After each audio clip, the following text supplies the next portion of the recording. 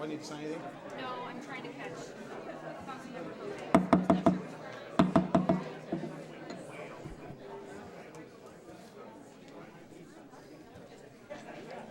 you seen this?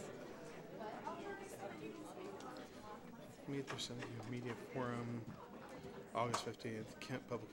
I hadn't. No.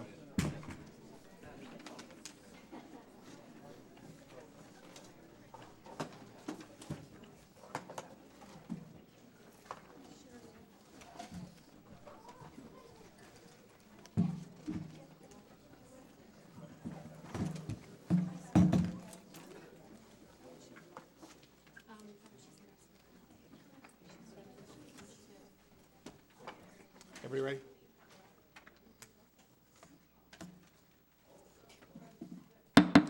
Well, hello and welcome to the August 9th regular meeting of the Federal City Council. Would you all please rise for the Pledge of Allegiance? And Chief Wong, would you please lead us in the pledge?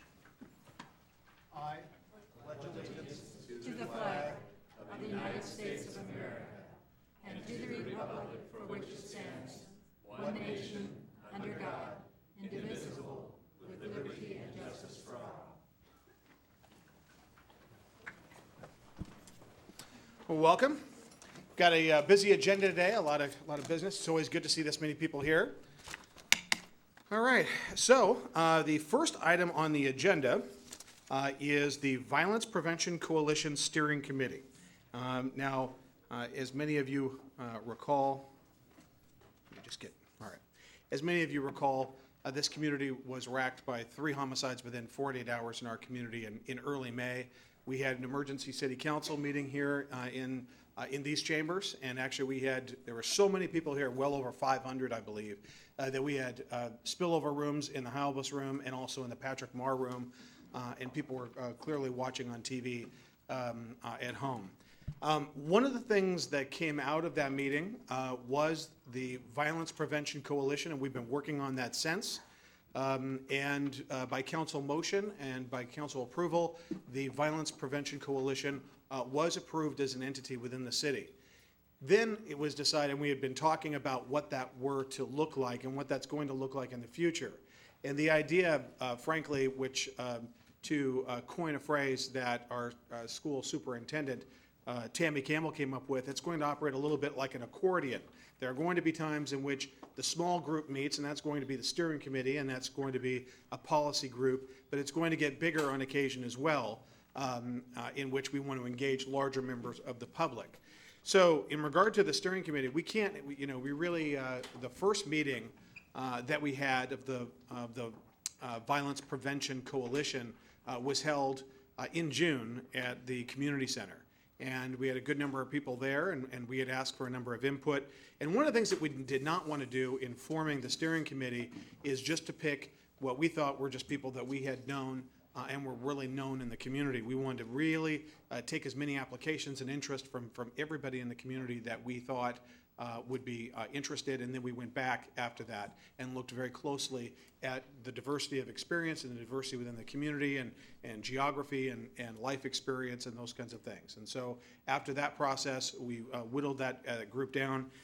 And number one, I'd like to say on behalf of the council and the community, thank you so much for all those who expressed an interest in serving on the steering committee.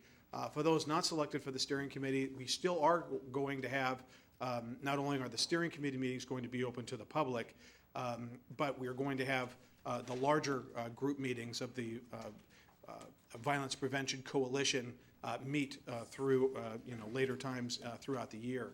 But in order to get anything accomplished, and it is very important that we have a laser beam focus as we seek recommendations to the council and to myself and my administration regarding objectifiable and concrete recommendations to make our community safer. We do need a working group that can work among themselves and come up with these recommendations. And so it was with a great deal of thought and sifting through all the number of people that played a part in this. So what I'll do is I'd like to introduce the individual steering committee members that are present. I know at least one person actually could not be present tonight, and I'll talk about that when we get to her name.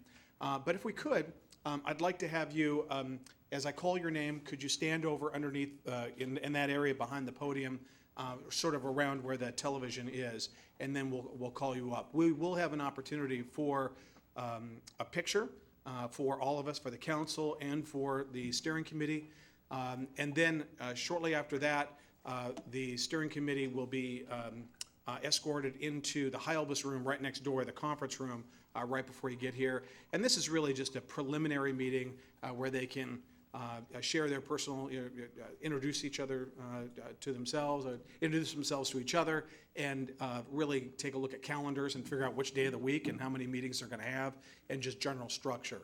But we're going to be asking them to really roll up their sleeves and give us recommendations by early November. So with that, I will start introducing the Violence Prevention Coalition Steering Committee members. First, Alonzo Aguilar. Alonzo?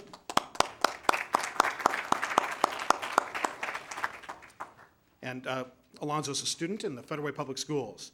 Doug Baxter. Doug, thank you. Doug is a violence prevention coordinator with CHI Franciscan. Dr. Tammy Campbell. Is Dr. Campbell here yet? All right, Dr. Tammy Campbell with the school district, obviously the superintendent. Zanita Cruz, also a student at Federal Way Public Schools, had to work this evening and could not make tonight's meeting.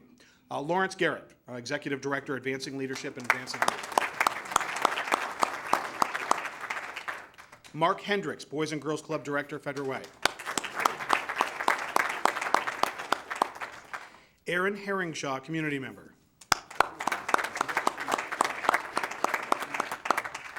Chief of Police, Andy Wong. Kira Kitchens, Community Member. Kelly Loritzen, Juvenile Probation Supervisor, Federal Way Unit, King County Superior Court.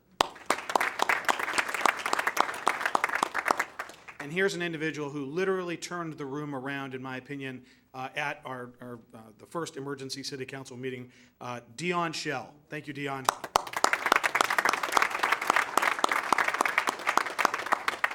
And I said that because his comments were so insightful and went right to the point of why we were meeting as a community that we're really excited to have Dion with us.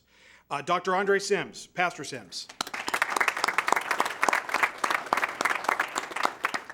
And Diane Zorro, Community Member.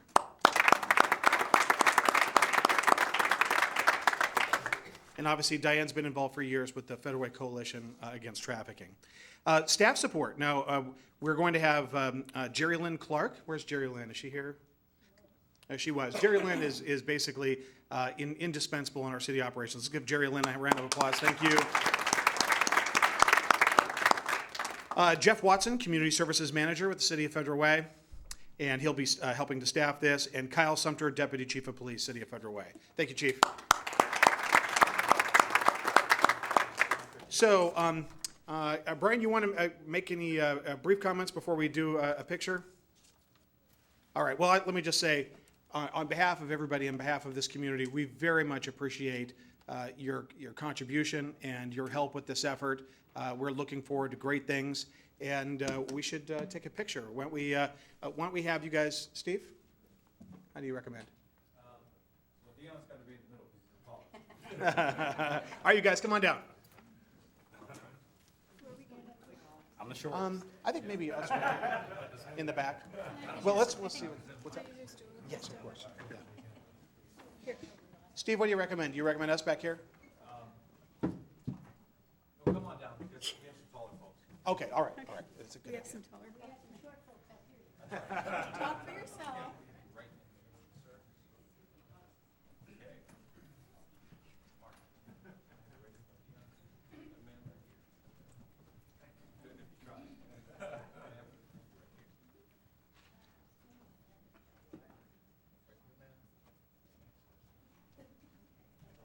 Mayor, can I have you stand next to Mark? Which side? Whatever. Chief, sir, right here.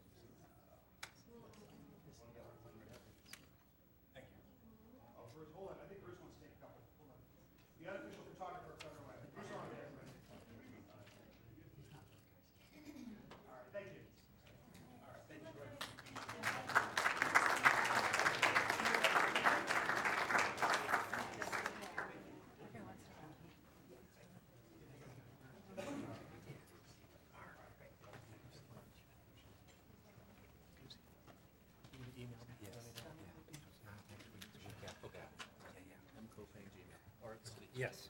All right, perfect.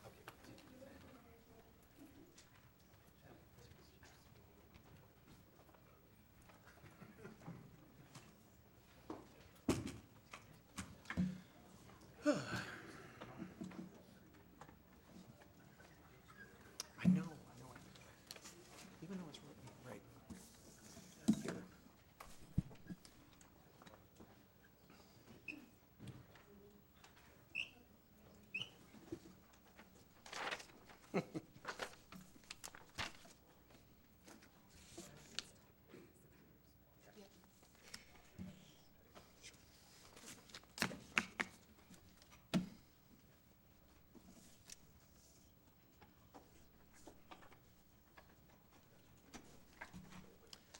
All right, well, welcome.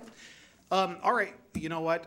We need to excuse Councilmember Martin Moore. Councilmember Moore just last Saturday was married, and he is on his honeymoon right now, so he is excused from this meeting. All right, so Tourism Spotlight, Wild Waves in Enchanted Village. We've got Todd Suchan, General Manager. And we've got our Economic Development Director, Tim Johnson, to come on up and do just a brief introduction. You got this, Todd? I think so. All right, man. Again, thank you, Mayor. My name's Todd Suchan. I'm the GM for Wild Waves in Enchanted Village. And we appreciate the opportunity to talk a little bit about our facility and tourism here in Federal Way and hopefully what we do with our advertising dollars and our marketing strategy that will help other businesses in the community here in Federal Way. So Tim ran me through this real quick, so we'll see if he did a good job. This is Summertime fun is waiting our commercial for for you this at year. Wild Waves. Save up to $12 on daily admission when you buy your discount tickets from select Safeway and Albertsons locations or online at wildwaves.com. Ride and slide this summer at Wild Waves. So I just thought I'd introduce the park back to some people that maybe haven't seen it for a while or haven't seen it at all. And shame on you if you're sitting out there.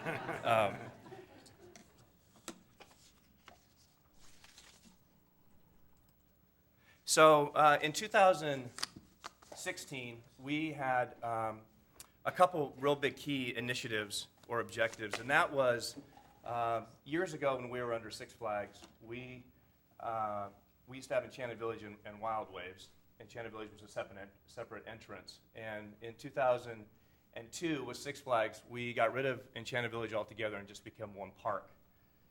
And then when Jeff Stock and I got back involved in 2011, we had, as most of you know, and the council certainly knows, we had a June special for both the water park and the amusement park, and it was at a discounted rate. And we saw a very high volume of people coming to the park, not necessarily for the water park, but a lot just came for the amusement park. And we started watching that over the last few years. And this year, 2016, we decided to bring Enchanted Village back to the park and reopen Enchanted Village only as a separate ticket just for the amusement park.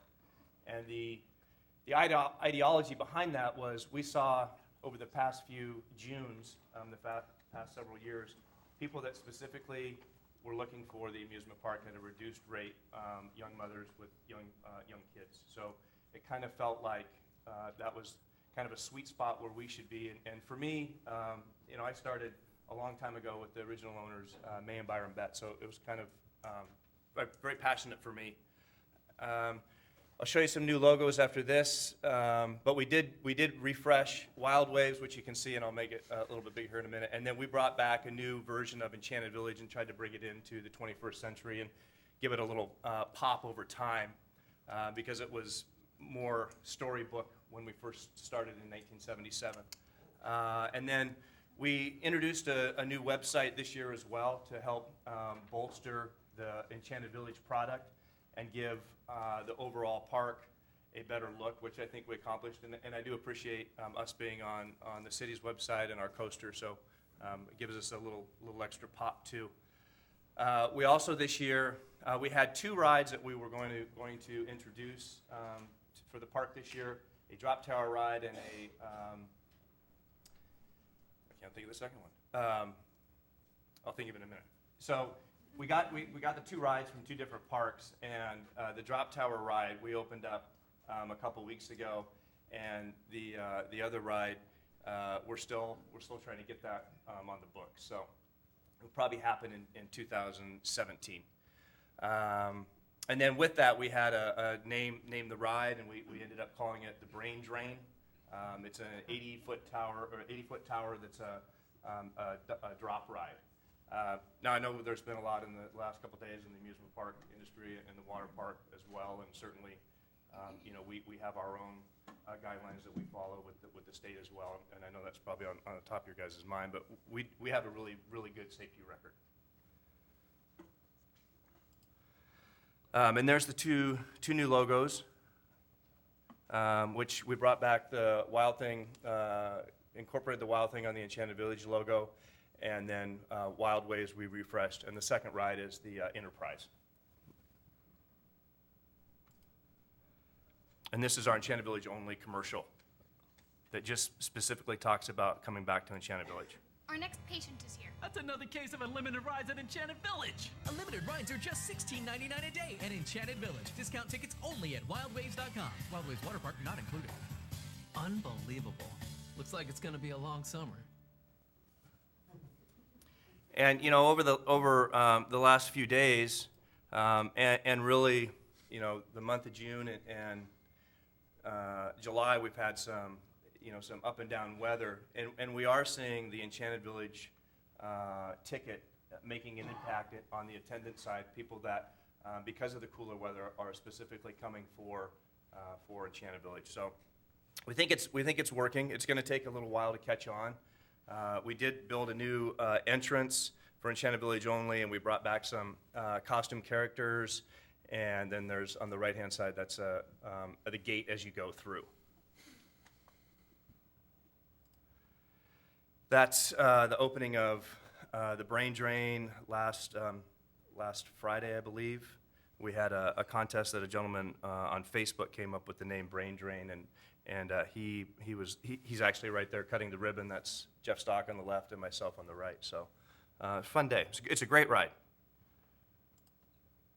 Our 2016 marketing mix, I thought maybe you guys might be a little interested in how we break it down. As you can see, TV 34%, 26% in radio, new media 26%, outdoor 13%, and print.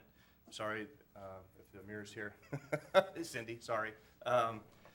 So we do a lot in new media, which is Instagram and Twitter and the things that you buy on Facebook, and that really is a target specific to the people that we're looking to bring to the park. And here's our demographics for who we're looking for in our advertisements. As you can see, the kids, teens, and moms. And we're pretty much up and down I-5 corridor in terms of who we get coming to the park. Very strong in Portland. We do quite a bit of advertising down in Portland with radio and billboards. And Canada, we get quite a few as well. We're a little softer on the other side of the state, and some of that is distance, and the other side is I'm sure you've all heard of Silverwood over in Idaho, which is a very, very nice park, and they do a great job. So that's our direct competition. Just the other day we were, I try to get a feel for the guests that are at the park, if they're here for Enchanted Village or both parks, and the family that I had talked to came specifically from Salem, and we're up here for another event, stayed in Federal Way, came to our park, and then I think they went to a Mariners game as well. So it kind of ties everything together that if we can get them here, hopefully they're doing other things in our community and cities. So this is who we're reaching on our social Facebook site that we have about 70 followers. So as you read the fine print down there, it's if I go on and I do a story and someone likes it and opens it and follows it, we are picking up. It was surprising when our marketing director put this together of the different countries that are actually following us on Facebook, and then our top cities that are following as well. And when we started at the park with Facebook, we didn't do a very good job of it at all. So we started with, I think, 4,000 followers, and that was 2011, and now we're right about 70. So it takes somebody dedicated to do it. That's all Haley does on a daily basis. And when I first started looking at it, I didn't quite get it, but it certainly is here to stay, and it does really well for us. Let me know when my time's up, Mayor.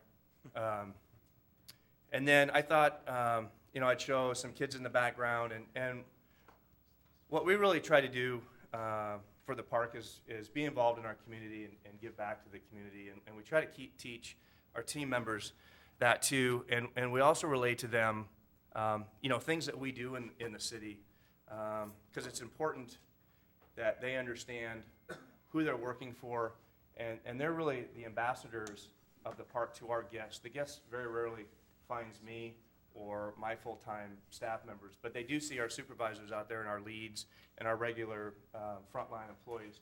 And so we really try to instill what the park has put forth in their community and how proud they should be to be associated with our park and certainly the city. And we, obviously get kids hugely out of Federal Way, but we also are kind of a melting pot for Puyallup, Enumclaw, Tacoma, Fife, Kent. So everybody kind of comes in, and it's really cool to see some of the relationships that are formed between these kids that, would normally just see somebody at McDonald's or, another workplace here in Federal Way. They really get a chance to meet other people. So it's a pretty neat opportunity. And our last slide is we take a picture of our supervisors every year, and we just did this not too long ago.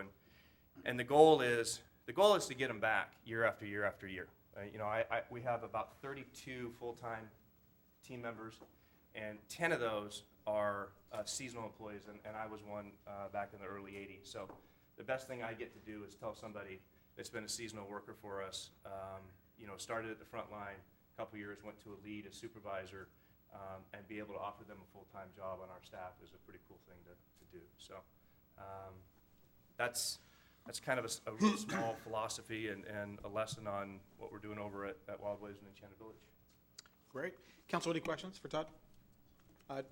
Councilmember Seppa-Dawson, and then Councilmember Maloney, and then Councilmember Honda. Okay. Just wanted to say thank you for everything you do in our community.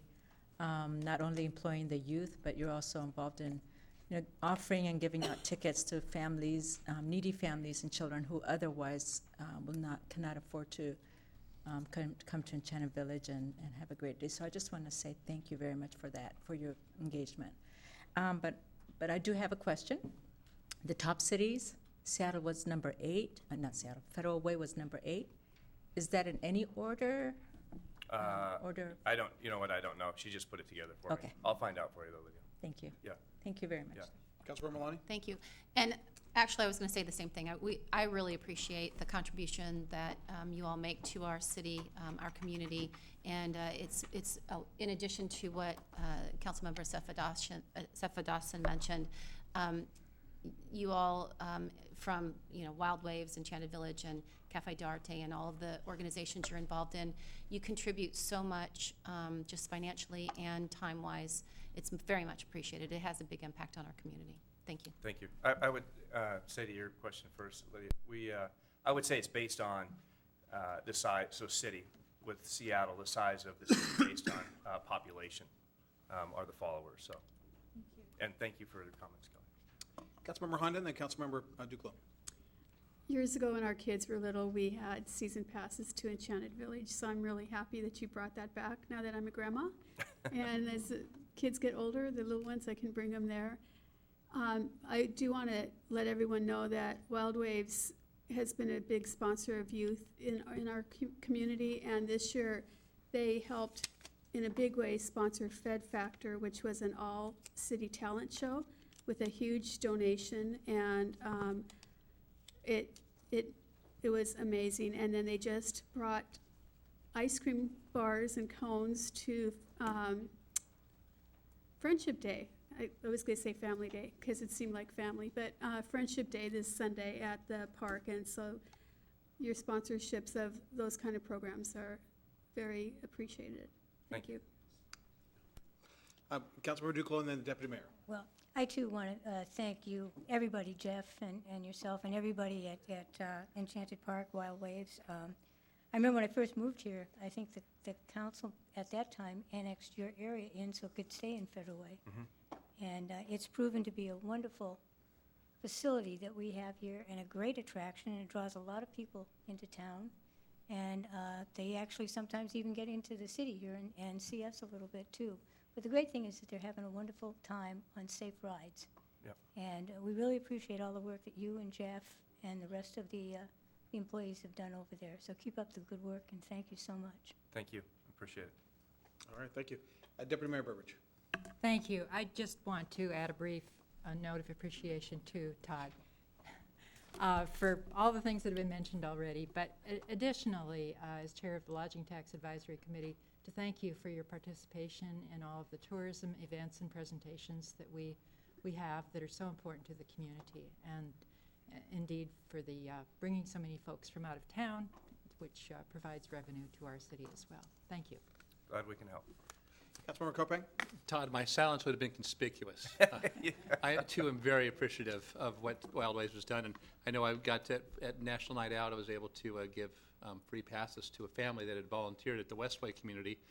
So just one more community member that couldn't necessarily pay for the passes themselves to be able to get there and be a part of that. And I know you guys have done a lot of that, and it definitely it means a lot to a lot of people in this community to have a partner like Enchanted Village and Wild Waves be a part of our community. So thank you for your leadership and for your contribution to our community. Thank you. So it's our responsibility to do it. So Thank you, Todd, for all that you do. thank you, Mayor. Appreciate it. Thank you, Council. All right.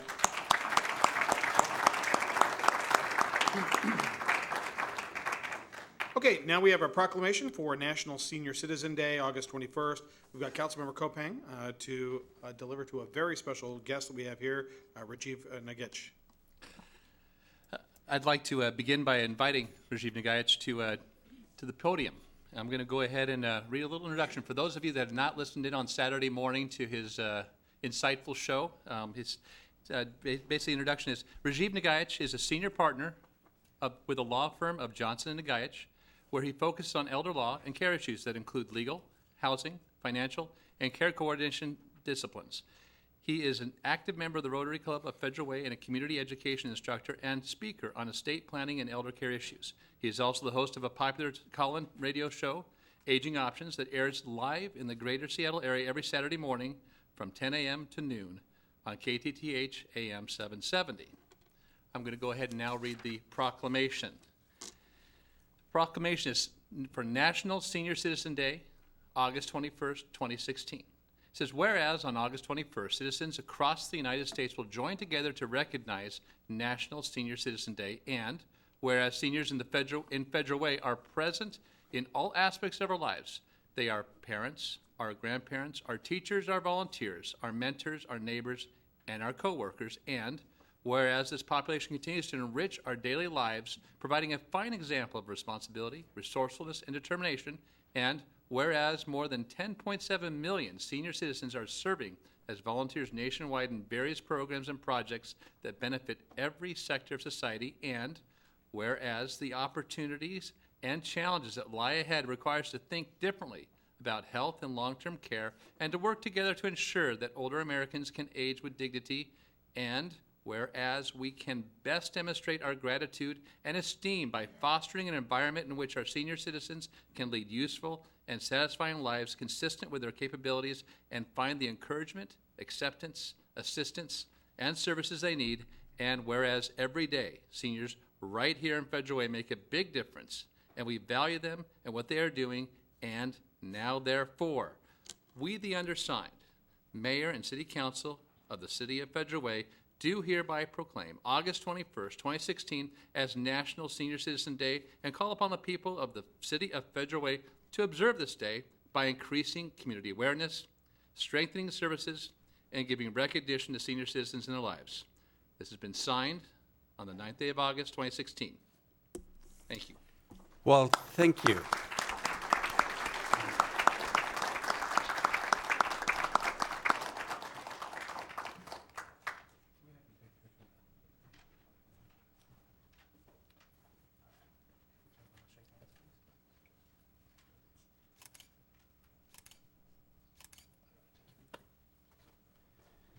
Well, thank you so very much. I mean, all day today, my office has been reminding me, after looking at my face intently, this is the face of an old man, of what an old person should look like. Well, I'm happy to go ahead and accept that, knowing that it is so important for us to recognize the seniors.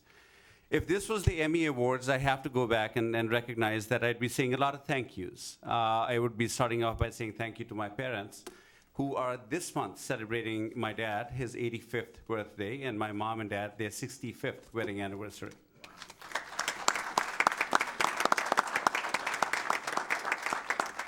I would be thanking my in-laws, who are an inspiration to the work that I do. I would be thanking my staff for making it possible for me to go ahead and do the work that I do. And certainly I would be thanking the city of Federal Way, mayor, all the council people, and everyone who recognizes that old people are worth our time. The sad reality is, I think, too often we make comments about how important old people are, but when we take a look at the actions and how we treat the old people, I don't think that our actions and our words match up. And here's the reason why I say that. 10,000 people every day in America turn age 65. When they turn 65, retirement is on their minds. And to the average person, when we think about retirement, we think about traveling, spending time with our friends, our families, and we hope that we are going to have a happy, financially successful, and a healthy retirement. And in the end, the average person will hope that they are able to live out their lives in their own homes without becoming a burden on their loved ones or without going broke and spending all their life's assets paying for costs that are beyond their control. And the sad reality is that even though about 80 to 90% of Americans profess profoundly that they hope to be able to take their last breath in their own home, less than 24% of Americans are actually able to do that. The reason why this becomes important is when you take a look at the third world, the real world, what I call the real world, where almost everyone hopes to be able to live their lives out in their own homes, and almost everyone actually accomplishes that. How can this be? How can this be that in the richest country in the entire world, where anything is possible, that we fail our seniors so predictably, so routinely? And I think the starting point to me is by having communities and community leaders such as the community of Federal Way, such as the mayor, such as the council people that represent this community, taking time to recognize that yes, seniors do matter, but they matter beyond just words and accolades. They allow space for people like the elder care community to exist, and they actually encourage innovation that needs to happen. Because in the end, here's the reality that I work for each and every single day. There is not a reason why a single person who hopes not to spend any time in a nursing home should actually ever have to do that. It is not because we don't know how to do it. It is the utter sheer lack of failure to recognize how to make that happen. Until we as a community come together and start challenging the status quo and saying that doing traditional planning is going to be nothing more than a recipe for disaster, and actually start taking steps towards it, we will never change. And today, I want to truly thank you from the bottom of my heart for giving the spotlight, which I will shamelessly abuse on my radio show, not only to promote my business, but really to promote the idea that not only are there people in elder law attorneys who think that we can do better, there's actually the leadership in every community that knows we can do better and wants to do better. Thank you so much for giving me this opportunity. Thank you.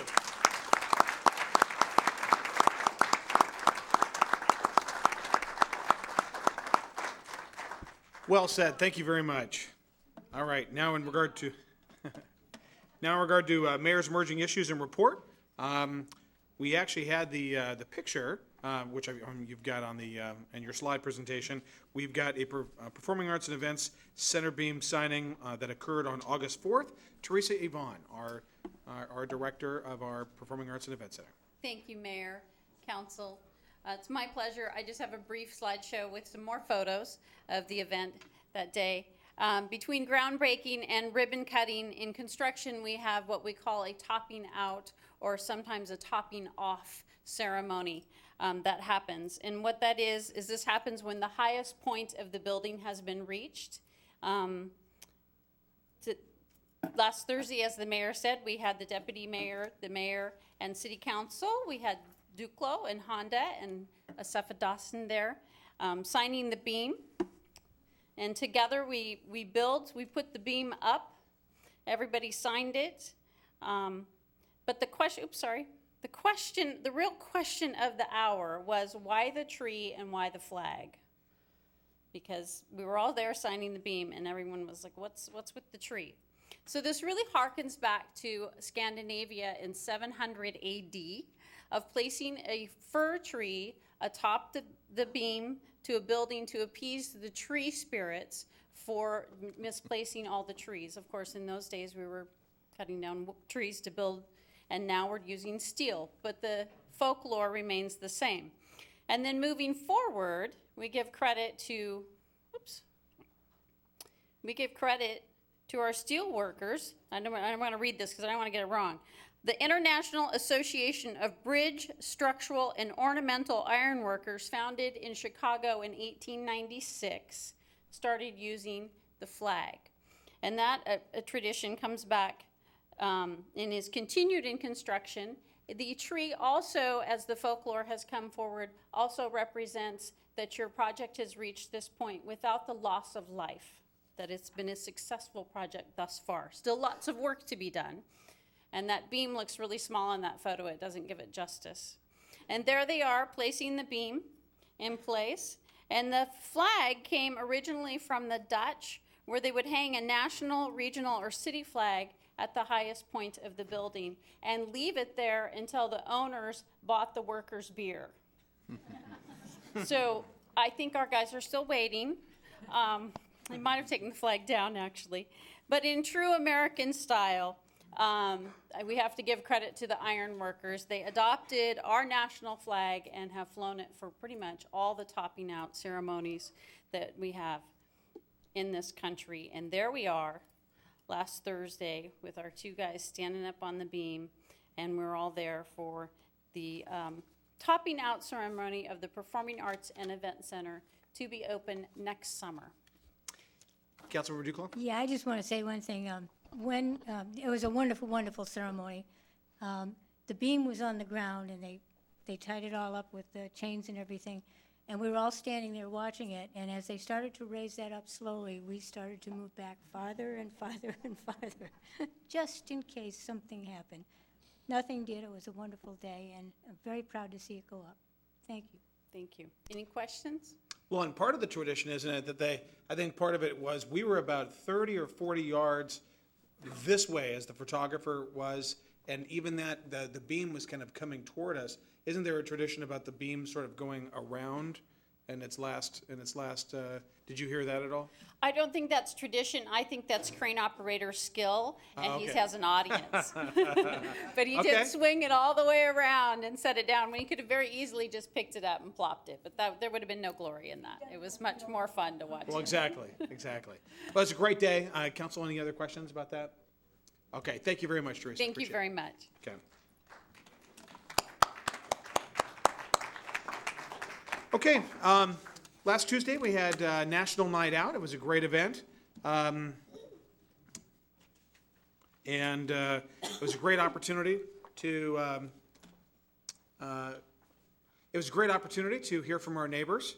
And it was I think there were about 35 different locations throughout the city, and it was great. We went out to myself and the chief and the deputy to the mayor, not the deputy mayor, but the deputy to the mayor. My little 9-year-old son came with me, and I got my Algitini over at the Lake Jean location, which was important to make that stop. It was great to see all the folks out there and see all the neighbors coming together, and I'm sure we'll hear about that from the other council members as well. Movies in the park, we've already had our first one that occurred in July, and it was a great presentation of Pan, 40-foot screen. The next movie in the park is Inside Out, Town Square Park, Saturday, August 27th. And this time, because the sunset is getting earlier, this will be at 8 p.m. We had a South King County Roundtable on housing and homelessness on July 20th. I was able to join regional leaders and local leaders, the mayors of Kent and Auburn, and we actually had United States Senator Maria Cantwell there as well. We were talking about homelessness and housing affordability, and it was a great opportunity to sit down and talk with one of the real decision makers back in Washington, D.C. About funding for affordable housing and movements. And so I was able to give her a brief on efforts that are happening in Federal Way and talked about how we're addressing homelessness as well. We had the 60th annual Kiwanis Salmon Bake at Steel Lake Park on June 22nd. You know, we had an extra week between our last meeting, so a lot has happened. That seems like a long time ago now, but it was the 60th annual Kiwanis Salmon Bake. Absolutely a fantastic event. It was a lot of fun. I think everybody on the council was present, and it's just obviously it's one of those monumental occurrences in our community. We had a 12th fan walk that was supported by an individual who was walking from his home in Pierce County all the way up to Seattle. He stopped, and we had a number of advocates with the Day Center that put on just a tremendous amount of effort. It was covered in the local media, and it was great to see that individual walk through our town. We had several members of the council, if not most of the members of the council, there for that. I'm on by virtue of me being a mayor, and I'm also an elected member of the Sound Cities Association Board of Directors. That's 37 cities in King County, and I'm on the Board of Directors for that. So we had our monthly meeting, or actually our quarterly meeting in Bothell, excuse me, Kenmore. And so we're at Kenmore City Hall, and it was a good meeting, and usually when a city hosts, like we did here, when one of the cities of the board host these meetings, we'll go and get a little tour of their downtown. We'll see what their downtown looks like, what their big projects are, et cetera. So one of the things they were going to do is just drive us by Kenmore Air and you know, just kind of show us the facility. Well, as soon as this happened, I wanted to tell you guys. So what happened is we drive up to Kenmore Air, and I thought we were just going to kick the tires, or the pontoons, if you will, and get out and take a look. And as we were driving up, I happened to say, we're in one of those 10-person vans. I said, you know, I've never been in one of those before. And the mayor of Kenmore said, funny you say that. And within about 10 minutes, we're all airborne. The city of Kenmore sponsored us on a flight and took us up and drove, you know, flew us around Seattle and downtown and the east side. And it was just really a very cool, unexpected event. And it wasn't nearly as scary as I thought it was going to be. But taking off and landing from the water boat was absolutely seamless and a lot of fun. And in fact, actually, that happened the same day as the meeting with Senator Cantwell. And so it was a pretty busy day that day. We had, just this past Sunday, we had Friendship Day, and we're going to hear from my colleagues on this. I'd just like to thank Councilmember Honda, Sherry Edwards for all of your effort, and Nick Wilson and Skyman and all of their efforts. It was a great event. The deputy mayor was there, Councilmember Sefa Dawson, Councilmember Kopang. It was a great event, and we're gonna hear about this from the other council members. But ultimately, it's about friendship, and it's about really letting people know how you feel. So thank you, council members and deputy mayor, and for your efforts in that. And thank you, Nick and Skyman. It was great. Okay, that's my report. Now for the most important part of the evening, citizen comment. I've got a couple of pink sheets here. Actually, State Representative Linda Kochmar.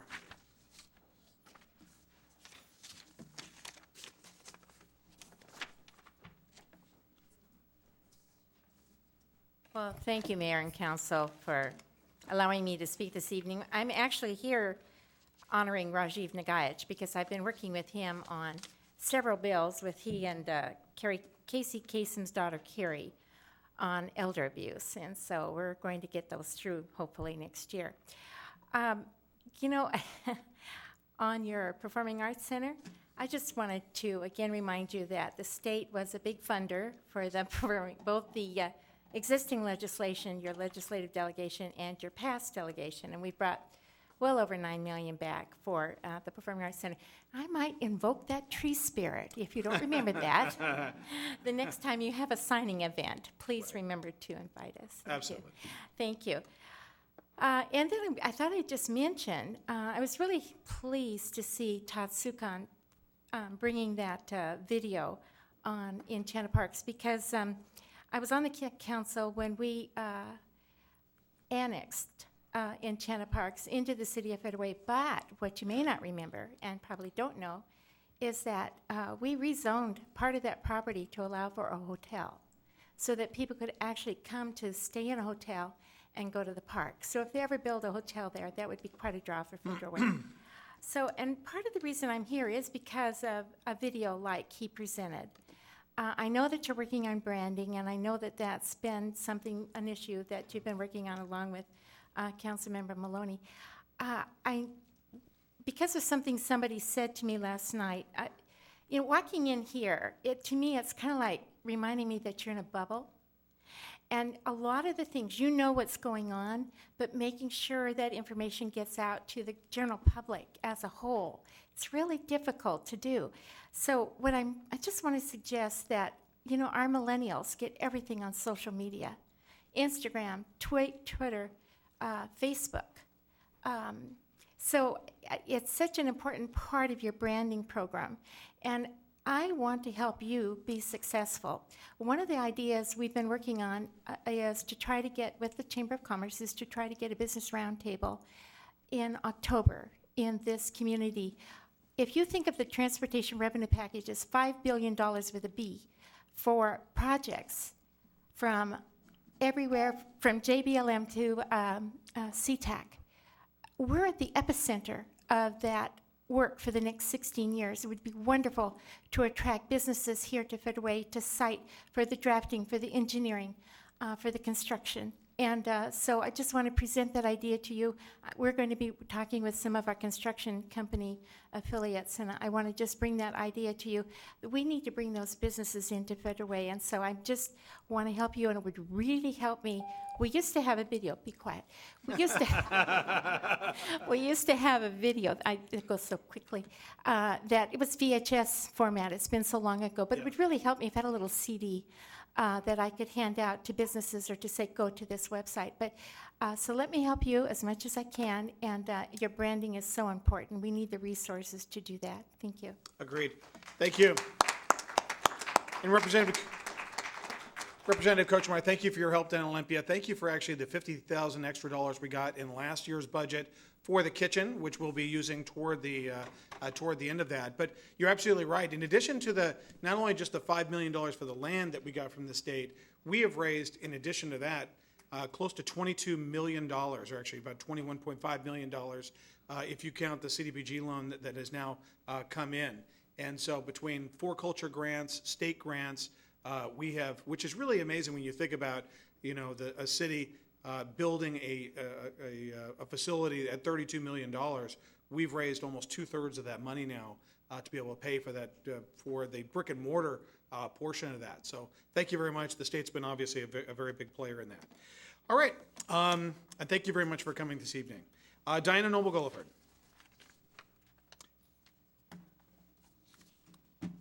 And then Skyman after that. Well, good evening, Mayor and council members and audience. I'm Diana Noble-Gulliford, President of the Historical Society of Federal Way. And I just wanted to make a couple comments here. I know we're the topic of discussion later on in the meeting. And this paper here, Historical Society Ongoing Funding, I'd like to add some comments to what you have on the sheet. We talk about support of the Historical Society, some of these items that add up to $90,624 from 2008 to 2015. The Historical Society, before we moved in 2009, we contributed for repairs to the city's building, $30,000. 15 of that was taken out of our savings account. 15 was a grant from 4Culture, and that was to offset some of the costs that the city put forth in bringing the building, the Steel Lake Annex, up to an adequate condition so that we could store our artifacts and so on. For the annual breakdown, the lawn maintenance, 2 hours per week. In our lease agreement, we lease the footprint of the building. The building, the Steel Lake Annex, is located inside Steel Lake Park. The grounds and the parking lot are available for the public to use, just as the rest of Steel Lake Park is. We do have 2 work parties usually on an annual basis to trim back shrubs from the building so that we can minimize any pest invasion at all. We also sweep the sidewalks, and we sweep the sidewalk to the staircase in the upper parking lot. We also pay for an annual pest control besides our own utilities. So I just wanted to bring this to your attention in case the cost was a consideration. It looks like it is when you deliberate this meeting. But I do want to tell you that the Historical Society of Federal Way sincerely appreciates what the city does, your support. And we strive to do the best that we can to keep the history of Federal Way secure. Thank you. Thank you, Diana. Thank you for your work. Skylar Nichols or Skyman?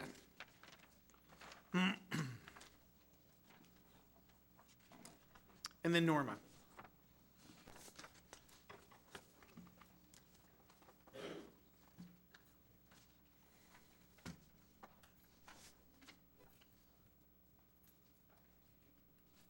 Nick showed up late, but I signed up for him on our behalf. We co-founded Friendship Day, and we hope to make it an annual event every first Sunday in August. August 7th. August 7th. Yeah. So it doesn't matter if it's a Sunday or not? No. It can fall on a Monday? Nope. It's all on August 7th, just like every other country does it. News to me. Now we all know. But we want to give a special thank you to Susan Honda, Sherry Edwards, for basically doing all the planning and putting together an event in 2 weeks' time. Who does that? We had ice cream. We had gigantic balloons. I mean, bubbles. That was the funnest thing at that event. I loved the bubbles. I was getting pretty good at it, too. Yellow roses. And the yellow roses, the yellow roses for friendship, that was a great touch. And Mayor Farrell and most of the city council showed up. Thank you very much for that. And we, Town Square Park, brand new park in Federal Way. We got to, get to know it and have new people come. And people showed up who were there for Pokemon Go, and they just decided to join in our event, which was awesome. So social media nerds, you can join in as well. But I'm going to let Nick take over the last minute and a half I got. All right. This was your baby. First, I want to thank the mayor for showing up. I mean, I know you're a very busy guy, and thank all the council members for showing up. Yes, major props to Sherry and Susan and all the sponsors who were willing to put all that effort into it. Ashley House, Wild Waves. Ashley House, what was it? Ashley House and Wild Waves. Ashley House and Wild Waves, actually. No, I think this was a great start. I'm so dang tall. I think this is actually a great start to set things a little brighter. I think this could really help prevent quite a bit of things, actually. It's funny, I still haven't gotten much sleep because I haven't had finished the whole list of my friends of sending a friendship quote, actually. So, yeah, that's kind of... It's funny, that's how I actually started it, you know that? I actually started it making a list of who I considered the good friends and calling them once in a year just to check in with them. And even though my jaw hurt at the end of it, it was actually worth it because, Okay, so I still got 30 seconds. Go ahead, Nick. So, yeah, it's just so funny. The idea like that and then doing some research can really bring something back. And, yeah, I think... What month should we start planning it? April or March? Probably April or May. We want a big event. Somewhere after the spring quarter, try to get it, big event going next year. And Thinking about a concert of some sort. ooh, songs about friendship songs. You got a friend of me. Okay. All right.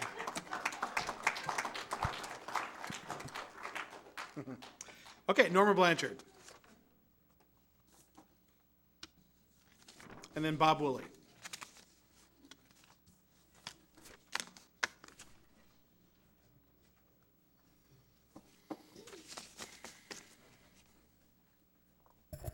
You might be tall, but I'm not. I'm Norma Blanchard, longtime resident of Federal Way, and I have some questions I would like to ask.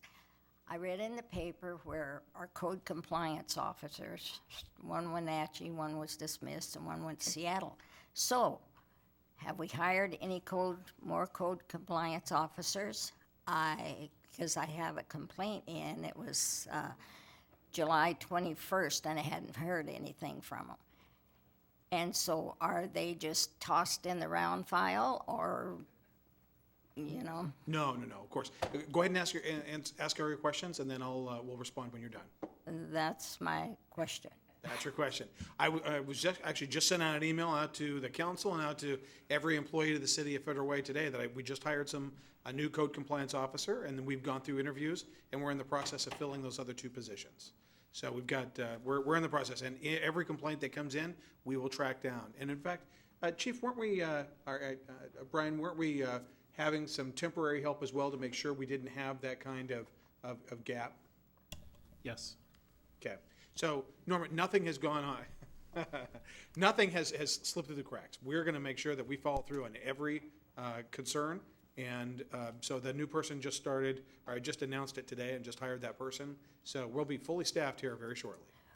Well, if the complaints, are they automatically answered if they're not going to do anything about them, or what? Well, we have Brent, can you talk about that process? Well, each complaint, I mean, we have a system to log the complaints that come in, and each one of those are processed, and we assign staff to those to address them. If it's something, and 95% of the complaints that come through, our staff's able to resolve. It's only several few that ultimately end up not responding to our staff and to the codes that we have in place within the city. So, but we log every complaint that comes in, and we follow up with those individuals as well.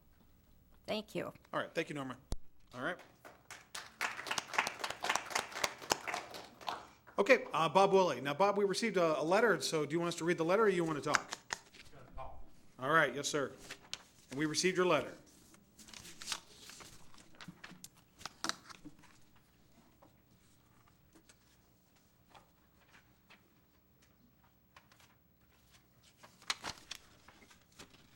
My name is Bob Woolley.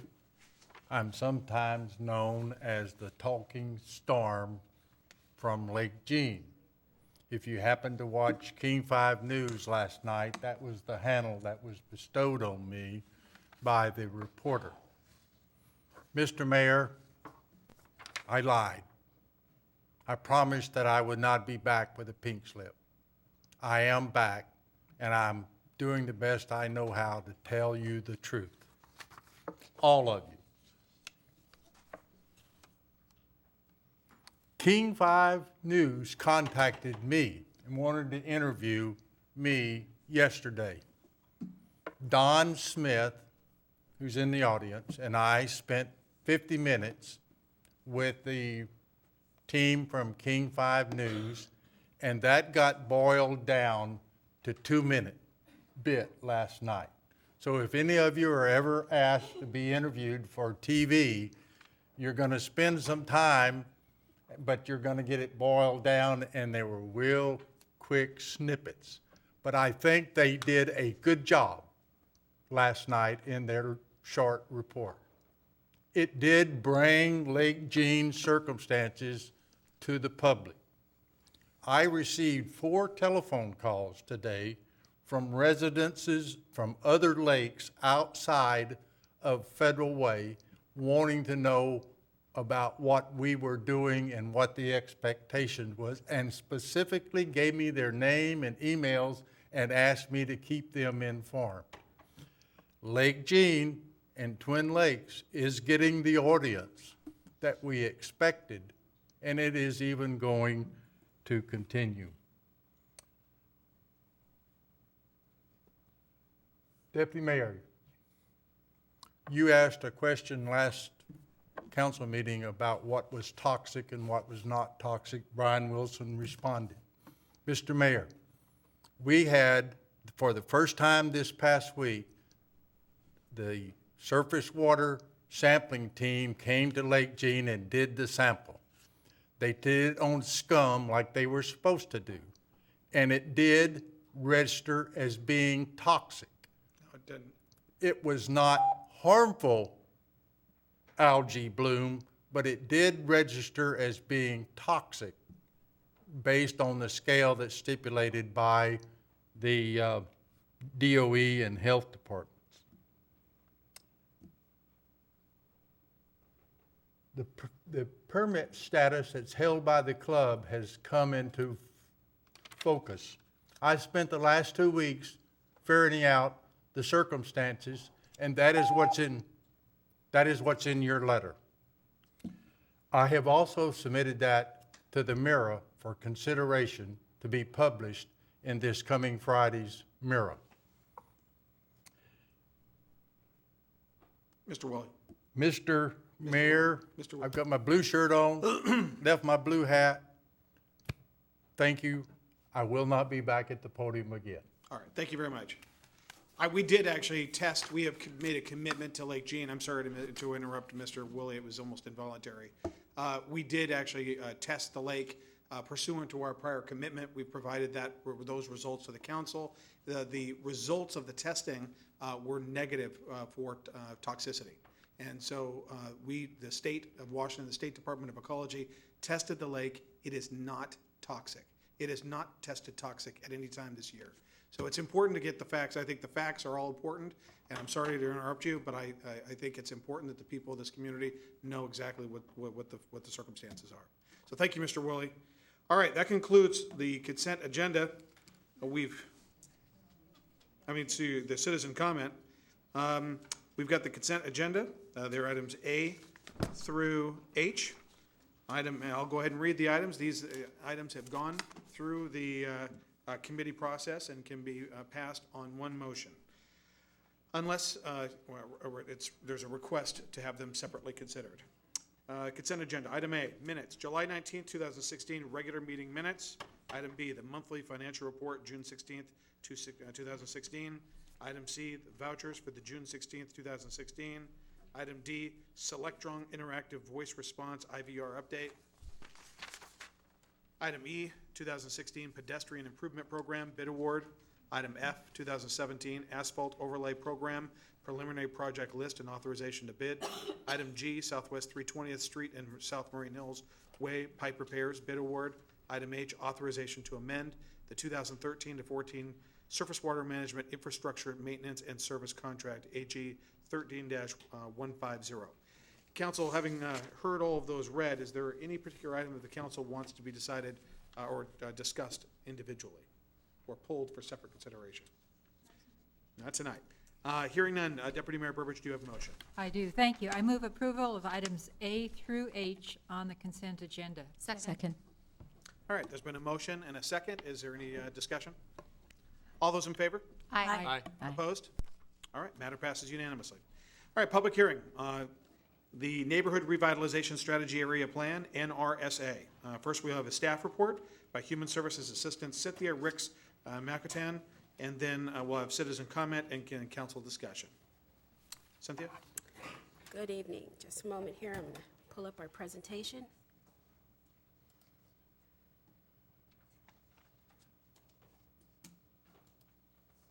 Is that it?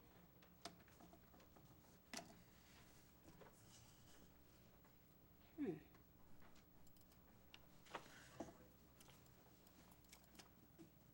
we go. Good evening, Deputy Mayor, Mayor, and council members. Thank you. Sorry about that glitch there. So tonight we're here to discuss the North Federal Way NRSA. NRSA stands for Neighborhood Revitalization Strategy Area.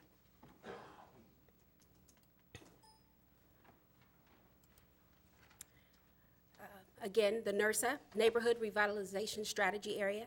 It's a plan, if approved by the U.S. Department of Housing and Urban Development, that allows you some use in your flexibility of community development block grant funds. The defined area must meet certain demographic characteristics. For example, 54% or more of the population in that area must be low to moderate income residents. The plan must also identify specific needs, activities to address those needs, outcomes and measures on how you're going to assess the progress in meeting those needs. So the North Federal Way NRSA, the defined area, is from the corner of 18th Avenue up to Pacific Highway, north at South 288th Street, going down. It includes part of the Villa Capri Apartments, which is just north on Military Road, a little bit past 288th Street. And then it goes down all the way to 288th Street, down the I-5 corridor where I-5 and Military Road meet, and then kind of edges along 298th and then curves up a little bit, 22nd Avenue and down 29th Street, or 296th Street, and then back to 18th Avenue. The boundaries, if you will, are sort of defined to some extent by the need to meet the criteria, the threshold criteria for a NRSA as defined by HUD. So some of that curving you see at the south boundary line is in an effort to sort of meet those, the criteria. So what are the demographics of the NRSA? The population in that area is about 3,700, which is almost 4% of the city's population. 72% of the residents are low to moderate income. Over half of the residents belong to some minority or ethnic group, and a little over a third of the residents in that area are under the age of 18. So we have a huge population of youth living there. What was the development process in this strategy? The Community Development Department staff initiated a process in April of 2014, realizing that there were some needs there in that community. A project action team was formed to provide guidance. As a matter of fact, one of the new people to the violence prevention group that was the mayor just mentioned earlier, Doug Baxter, was originally on the project action team. He's with CHI Franciscan. Some of the other members include the Multi-Service Center, a couple of commissioners from the Human Services Commission,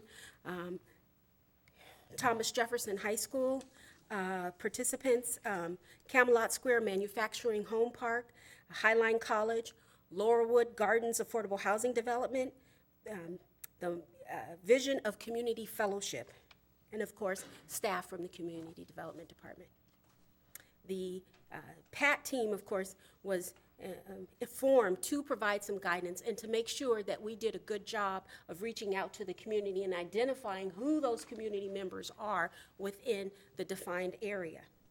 There were 3 community meetings held at different housing developments in the area between the end of 2014 and 2015. They were held at Camelot Square, Laurelwood Gardens, and Villa Capri Apartments. In addition, there was a follow-up meeting at Wildwood Elementary School, which is one of the elementary schools that services the NRSA area. There were conversations held with avid students at Thomas Jefferson High School, which is one of the 2 high schools that service that area. Those students provided lots of information on needs, strategies, and outcomes that have become a part of this plan. And of course, the Human Services reviewed the proposed plan in April, specifically at their April 18th meeting. From there, they developed a subcommittee that went through the draft plan and provided in-depth comments. City departments, including Public Works, the different divisions within community development, the police department, the fire department, reviewed the draft plan and provided comments in June. And then a public comment period was held from June 17th through July 18th. So what are some of the needs that were identified through that community input process? They include housing repair, which includes both multifamily and single-family repair. So the picture you see, the 2 pictures you see on the screen here, the very top one is actually one of the mobile home parks in the Camelot mobile home development. And you can see the skirting at the bottom is kind of warped. Then the picture below, not only is the skirting starting to buckle, but the actual siding is buckling. And so as you go through Camelot, you'll notice that some of the windows in the various housing units are boarded up because the warping of the siding is such that it can no longer support the windows. And then you can also see in some of them that there's been some warping of and deterioration of the roofs because the siding is no longer supporting the edges of the roof. Some of the other needs include pedestrian pathway improvements. So we heard from a lot of the students that trying to cross the street along Pacific Highway to catch the train to Federal Way High School or to walk to Sacagawea is just it's very scary for them, very scary. When you know Pacific Highway, of course, we all know is a very busy street. And then those students going to TJ, Thomas Jefferson, trying to go under the underpass, the I-5 underpass, that's very difficult. And then even within the neighborhood, when you drive around, some of the streets do not have sidewalks. The lighting varies. The pathways are meandering, so it's difficult to see what's coming around the corner. A lot of kids mentioned, or a lot of youth rather, mentioned that they love to ride their bikes, but they're scared to because there's no defined area for them to do so. And another need, of course, is youth programs. Economic development was a big one. We interviewed the manager of the Safeway located on the corner of Military Road and 288th, and of course Walgreens, and then that strip mall, which you can see here in the pictures, and talked to many of those businesses. We also talked to the businesses along Pacific Highway of the NERSA to find out their needs. So business retention and expansion, job opportunities for residents, and commercial infrastructure improvements all became an identified need as part of economic development. The plan, so what you have before you is the actual plan, which identifies the goals, the planned activities to meet those goals, the strategic partners and potential resources to address those goals, and the proposed outcomes for 5 years on how we're going to measure the success of those different activities. Up on the first picture, you'll see the entrance to Laurelwood Park. One of the goals is to do improvements to the park so that it is more pedestrian friendly. There's a different points of access there, better lighting. Perhaps even youth mentioned they would love to do a community garden to expand the covered spacing there for more picnics. So those were some of the identified goals and needs for the park. And then we have up here the Villa Capri apartments, but there are several multifamily units within the NERSA, within that planned area, that could use some assistance with rehab and to maintain the affordability of those units. So what are the next steps? Of course, tonight is the public hearing, and if the council approves the NERSA and the execution of the documents to submit the plan to HUD, on August 12th must be the final submission of the NERSA application as an amendment to our consolidated plan. And so I will remind you that the consolidated plan is that 5-year plan that we submit to HUD that talks about our strategies for the use of Community Development Block Grant Fund. And since the NERSA is now a new proposed use, we must submit an amendment to that plan in order to be able to utilize CDBG for the NERSA. And HUD should respond sometime around September 27th. And in their response, they will either approve it or ask for additional questions. If it is approved, we may go ahead and proceed with the goals and activities that are in the NERSA. This concludes my presentations, and thank you very much. I'm available for questions. Councilmember Duclos, and then Councilmember Seppa-Dawson, and Councilmember Maloney. I don't have a question. I will say that I was the CEO of the Multi-Service Center when we bought the Villa Capri apartments. At that time, I forget what they were named, but I know what we found when we went there. The place was in shambles, and it had been used for a lot of drug deals and a lot of other illegal activity. There was actually a dead mule or something up on a second-floor apartment balcony that somebody might have been eating off of. The place, I had pictures of it. It was disgraceful. And we got rid of all of those people. And we went in and we spent a lot of money. We got a lot of money from the city and money from the state and the county to go in and bring that back to a place where people wanted to live.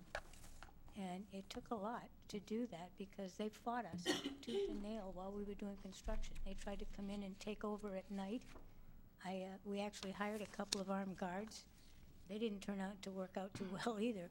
But it's been a very, very difficult area, and people up there deserve to have a nice, safe place. I think we finally got rid of it, but it took a long time. And I don't know what it's been like now. I know it's a poor area of our city, but it can be a beautiful area too. It really is. It has some good facilities around it. The Safeway is a very nice facility there. Thomas Jefferson is not that far away, and I think it just is. It's neglected a lot. We forget that we go that far. So, I'm hoping that whatever we can do to help improve that area, I think will be a benefit to all of us. Thank you. All right. Councilmember Safadas. Yeah, thank you so much, Cynthia, for the presentation. My question is, why did the border stop at 288th? Because we have so many multifamily residences north of that, including where I live, and I think it meets the demographic composition that you identified in the study. So, So the census tracks adjacent or across 288th Street. Here, let me pull up the map, if that's okay, so you can see what I'm talking about. The map along 288th, you're talking across and going up north. So there are 1, 2, 3, I believe 3 census tracts in that area. And when we tried to carve out portions of them, we could not meet the threshold criteria for the NERSA, all of them. One of them is low income, is the percent of low and mod income, but there were some others. And we weren't able to meet all of those threshold criteria when we moved up 288th. But who knows, in the future, we may be able to carve out smaller sections and not such a big geographical area as we did here. so is it because of businesses, like there's the park and ride there, of course, and those things that do take up, because a lot of those, almost all of them there are apartment complexes, I guess, except as you go east, As you go right? east, right. Yeah, okay. Yeah. Got it. Thank you. Within that census block, All yes. right, thank you. Councilmember Maloney. Thank you, Cynthia. This is really eye-opening, and I appreciate the information. If you can go back, right, you just flipped off the map. I was going to ask a quick question about that. I know there's an apartment complex that's in that vicinity, and I don't know the name of it, but I actually mentioned to our former Director of Community Development, Michael Morales, a while ago, if there was something that could be done to help the people in that apartment along the lines of what you're describing. And do you know, like, it's right over down on the south side down here. Do you know if there's an apartment complex that's been carved out, or are they on the south side? Are they all in there? So it depends on where you're talking about, because there's several multifamily units. So the yellow identifies the multifamily. Okay. But mind you, towards I-5, that huge yellow is really Camelot Mobile Home Park.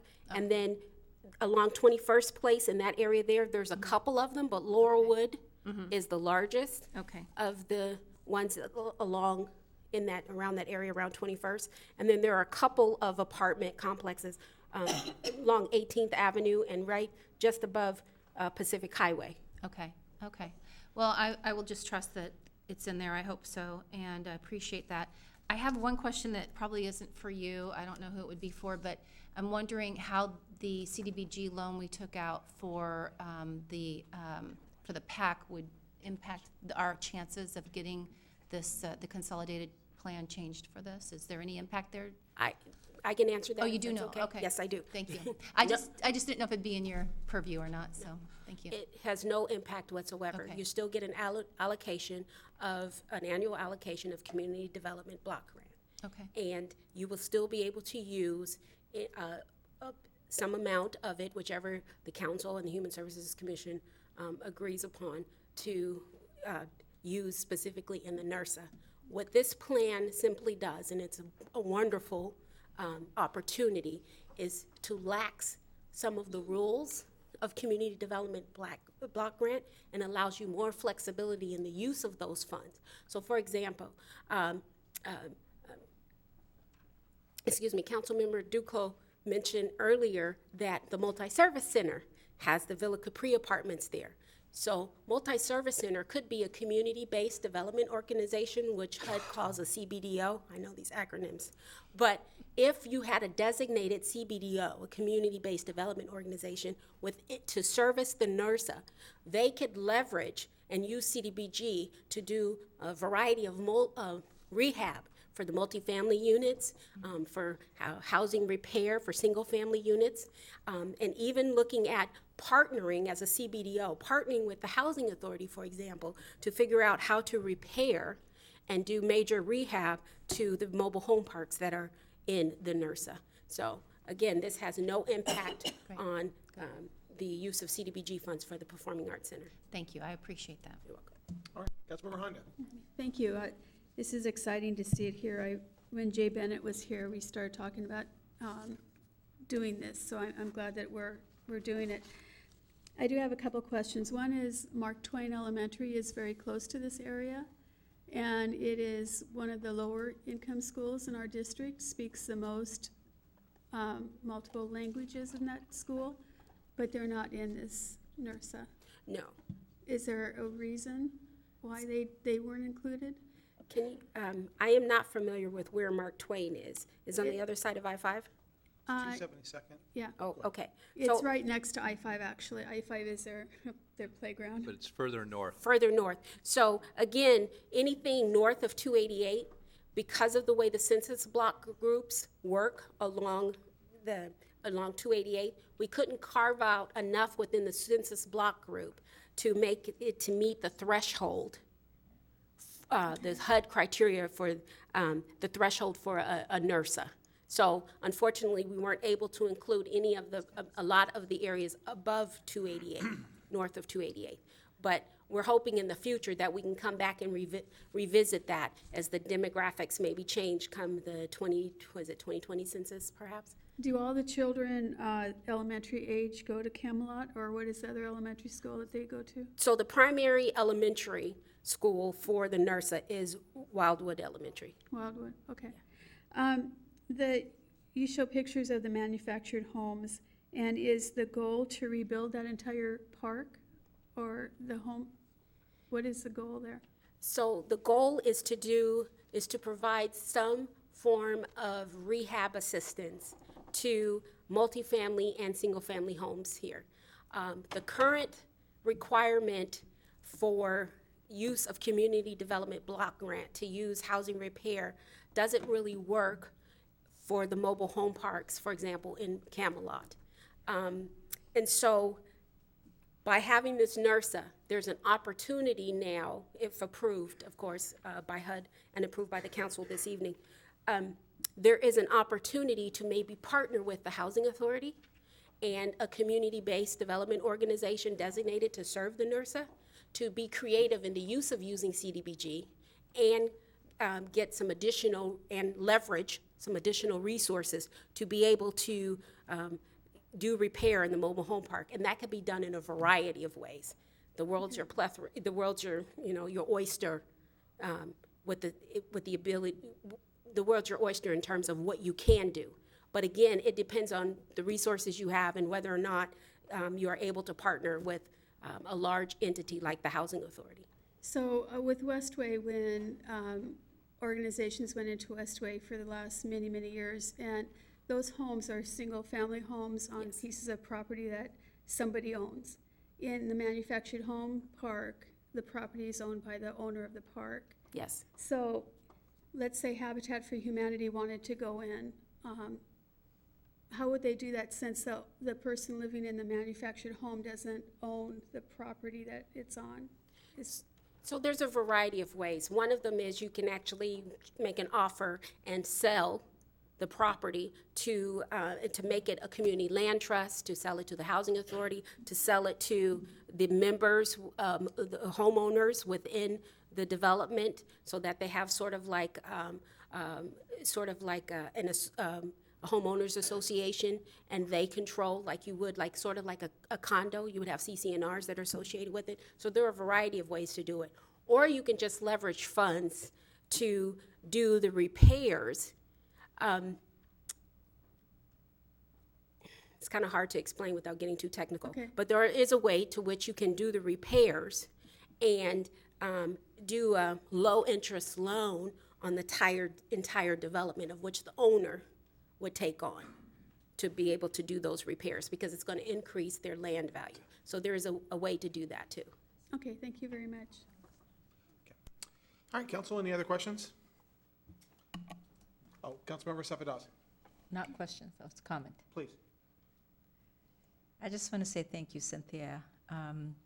It's my understanding that you're ending your term here at City of Federal Way, and I had an opportunity to work with Cynthia at King County Housing for, 4 years or so, and you're a huge talent, and I just want to say good luck and hope our paths cross again.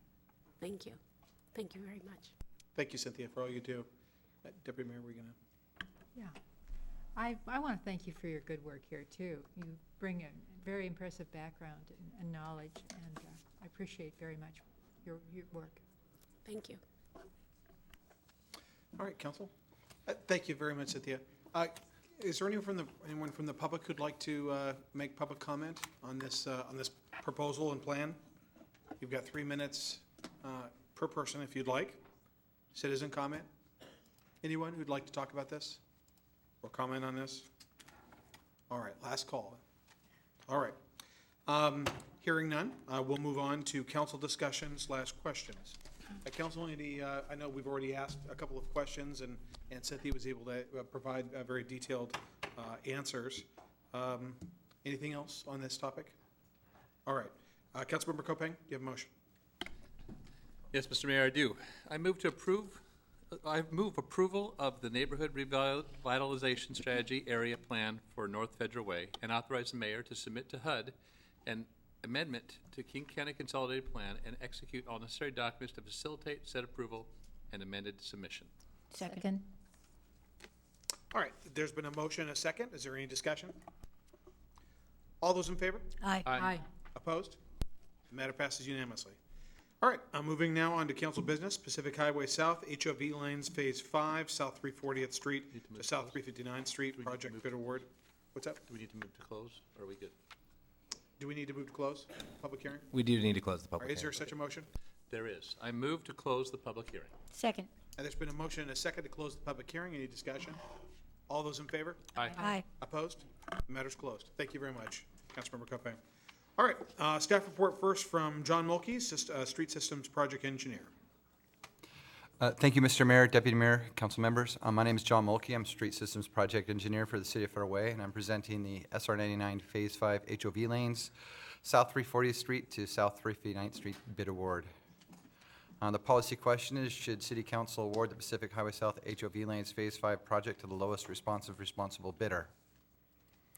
On background, there were 6 bids received and opened on July 29th, 2016 for the Pacific Highway South HOV lanes Phase 5 project.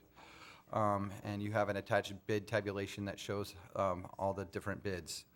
The lowest responsible bidder is Graham Contracting Limited, and the low bid received was $16,700,526, which is 1.13% above the engineer's estimate. The project estimated expenditures, which include planning and design, right-of-way acquisition, the low bid amount, a 10% contingency, construction management at 12.5%, underground conversion of Puget Sound Energy overhead facilities, and project management for city staff. A total project cost of $26,978,144. Available funding. We have grant funding from the Puget Sound Regional Council in the amount of $9,639,331. We have State Transportation Improvement Board with an additional $6 million. We also have WashDOT pavement program funding of $1.22 million. There's budgeted city funds, surface water funds. Lake Haven Utility District is paying for a portion of the water relocation. CenturyLink, Comcast, PSE Gas, impact fees and interest earning, with a total available budget of $27,009,056, which leaves us with a positive balance of $30,912. The project is within available budget, and we anticipate construction will commence in early September this 2016. Project scheduled for 350 working days, which places anticipated final paving in the spring of 2018. The options before council are to, 1, award the Pacific Highway South HOV Lanes Phase 5 project to Graham Contracting Limited, the lowest responsible bidder, in the amount of $16,700,526.50, and approve a 10% contingency of $1,670,052.65 for a total amount of $18,370,579.15, and authorize the mayor to execute the contract.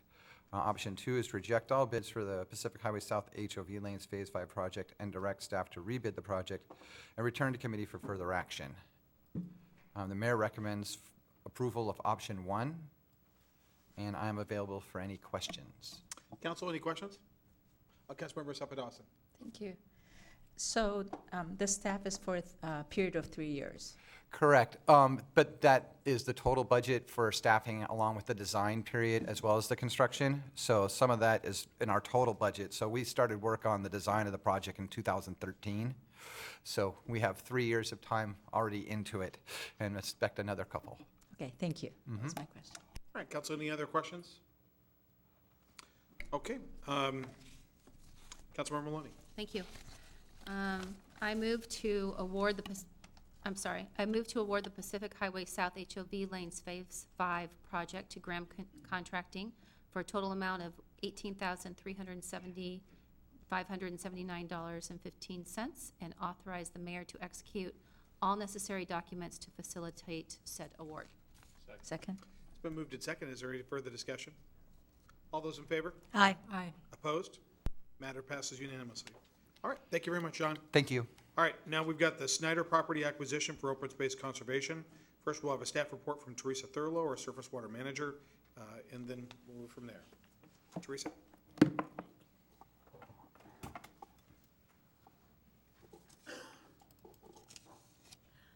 Good evening, Mayor, Deputy Mayor, City Council. As you said, I'm Teresa Thurlow with Surface Water Management Division, and I'm here tonight to present the Snyder Conservation property purchase. The Snyder Conservation, the Snyder property is located west of I-5 and 99. This is the 99 corridor, and the project location's right here. The Snyder property acquisition, the policy question before you is, should council authorize the mayor to purchase the Snyder property consisting of a single 6.9 acre parcel for $120,000 plus appropriate closing costs? The Conservation Property Acquisition Program has been reaffirmed in 2012 by council. And our benefits for this program is natural flood attenuation, preservation of scenic areas, cultural resources, and urban wildlife, educational, recreational, passive use enjoyment, water quality and stream restoration opportunities, strengthen water quality restoration grant applications, environmental stewardship, and we in Federal Way pay a conservation futures tax, which is something that we can use within this program for purchase of the property. So that brings that money back into Federal Way. There, to date, through this program of the Conservation Property Acquisition, we've acquired 58.3 acres of prime stream and wetland area acquired to date. And all these green areas are either swim acquisition properties, WashDOT properties, or parks property. So we have a fairly green corridor now. 5 of the properties in our program have been purchased. 4 of those we utilize the CFT funding. One, we did utilize strictly swim funding, and that was the Larson Justice property. The Snyder property, they approached us late last year and made known to us their interest in selling their parcel. And it is one of 7 properties remaining that we've identified for potential acquisition for our plan. And it's located right in here. This is the Berevic property, and this is what we call the Quan property down here. The Snyder property is 6.9 acre parcel, approximately 6.8 of it is wetland, stream, and buffers. There's an actual, the West Fork of the West Hylebos Creek actually runs right through the property. Let's see if I can get my cursor to work here. There we go. So that's actually part of the West Hylebos Creek.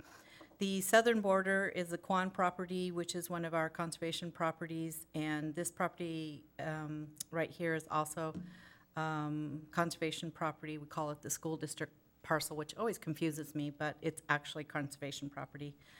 The property is essential to provide the continuous protected reach of the West Fork of the West Hylebos Creek and expand the opportunity for a capital project we have in the future entitled the Hylebos Trail System. The Phase 1 ESE is complete, the appraisal is complete, and the wetlands delineation is complete as well. Our Snyder property acquisition appraised value is $120,000. The estimated closing cost $1,080 for a total of $121,080. Of that, we expect, well, we requested under the 2016 CFT funding for monies to cover a portion of the cost of the purchase of this acquisition. So it would be 50% of the cost would be covered under the Conservation Futures Fund program if we're awarded the grant that we applied for this spring. And should that not come through, the swim utility does have $280,000 in our 2016 budget available for purchase. So should the grant not come through, we do have the funding available. The mayor's recommendation is to authorize the mayor to purchase the Snyder property consisting of a single 6.9 acre parcel in the amount of $120,000 plus appropriate closing costs. And I'm available for questions. Council, any questions? No. All right, thank you. Deputy Mayor Burbridge, do you have a motion? I do. Thank you. I move to authorize the mayor to purchase the Snyder property for $120,000 plus appropriate closing costs. Second. It's been moved and second. Is there any discussion? Councilmember Sefadowson? Oh, just kidding. All right, sorry, you guys are preparing to vote. No, yes, we are. All right. No other comment? All right, that's been moved and seconded. All those in favor? Aye. Opposed? All right, matter passes. All right, thank you very much, Teresa. All right, discussion on Historical Society ongoing funding.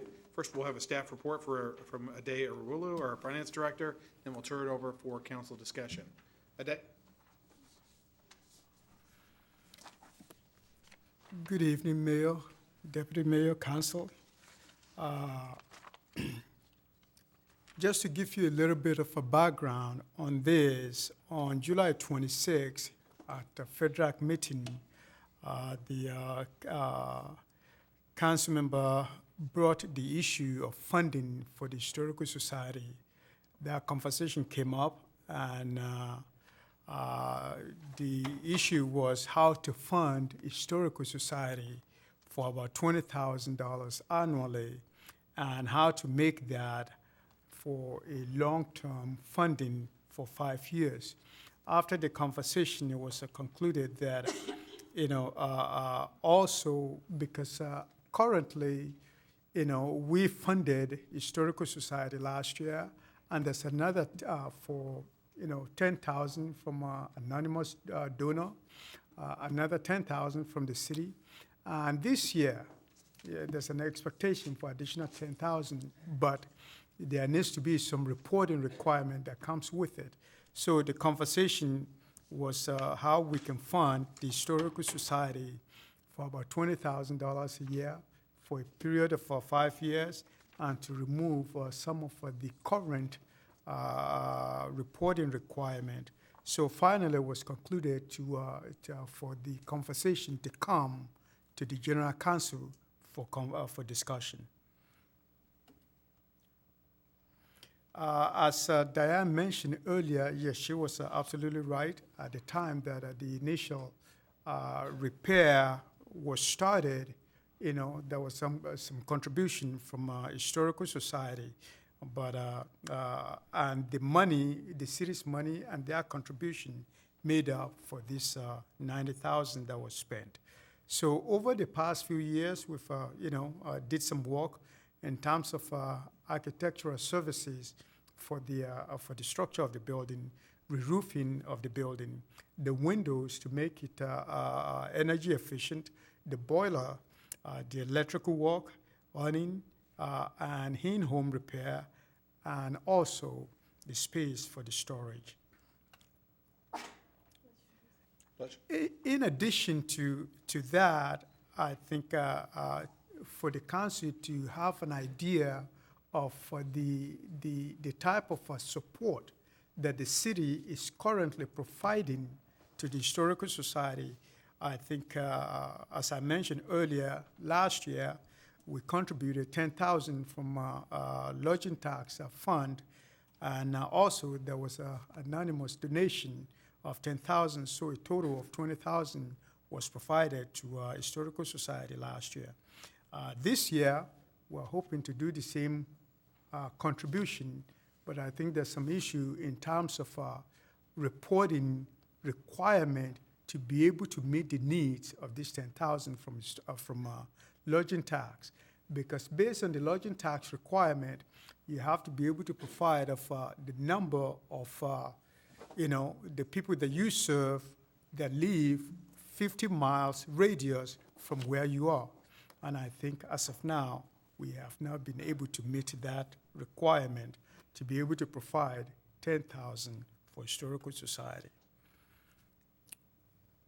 So if we value some of the items that the city provide for the Historical Society, based on the square footage, the space that we currently provide for them, that probably will run about $1,500 per month, boiling down to maybe about $18,000 for the value of the space that they use. Prior to the Historical Society occupying the property, the city was also using, part of the space for their own storage. After the Historical Society moved in, the city ended up having to move the items that they're using for storage, and we're renting an additional storage for about $152.10 per month. So that is some degree of, from accounting point of view, opportunity cost that the benefit that we could be using the storage space for that we're not able to use, and in exchange, we're paying for it. Also, currently, I think, as Diane mentioned, the area is probably being used for the park also. But if it was privately owned, I think, they would be responsible for mowing the lawn and maintaining the yard. So we're spending an average of about 2 hours per week to maintain the lawn, and that is about $3,800. And also, in addition to this, and I'll let Steve speak to that, if the need be, the city is also providing a cabin that is on the city's property for their use. So these are some of the items that the city, is rendering for the Historical Society now.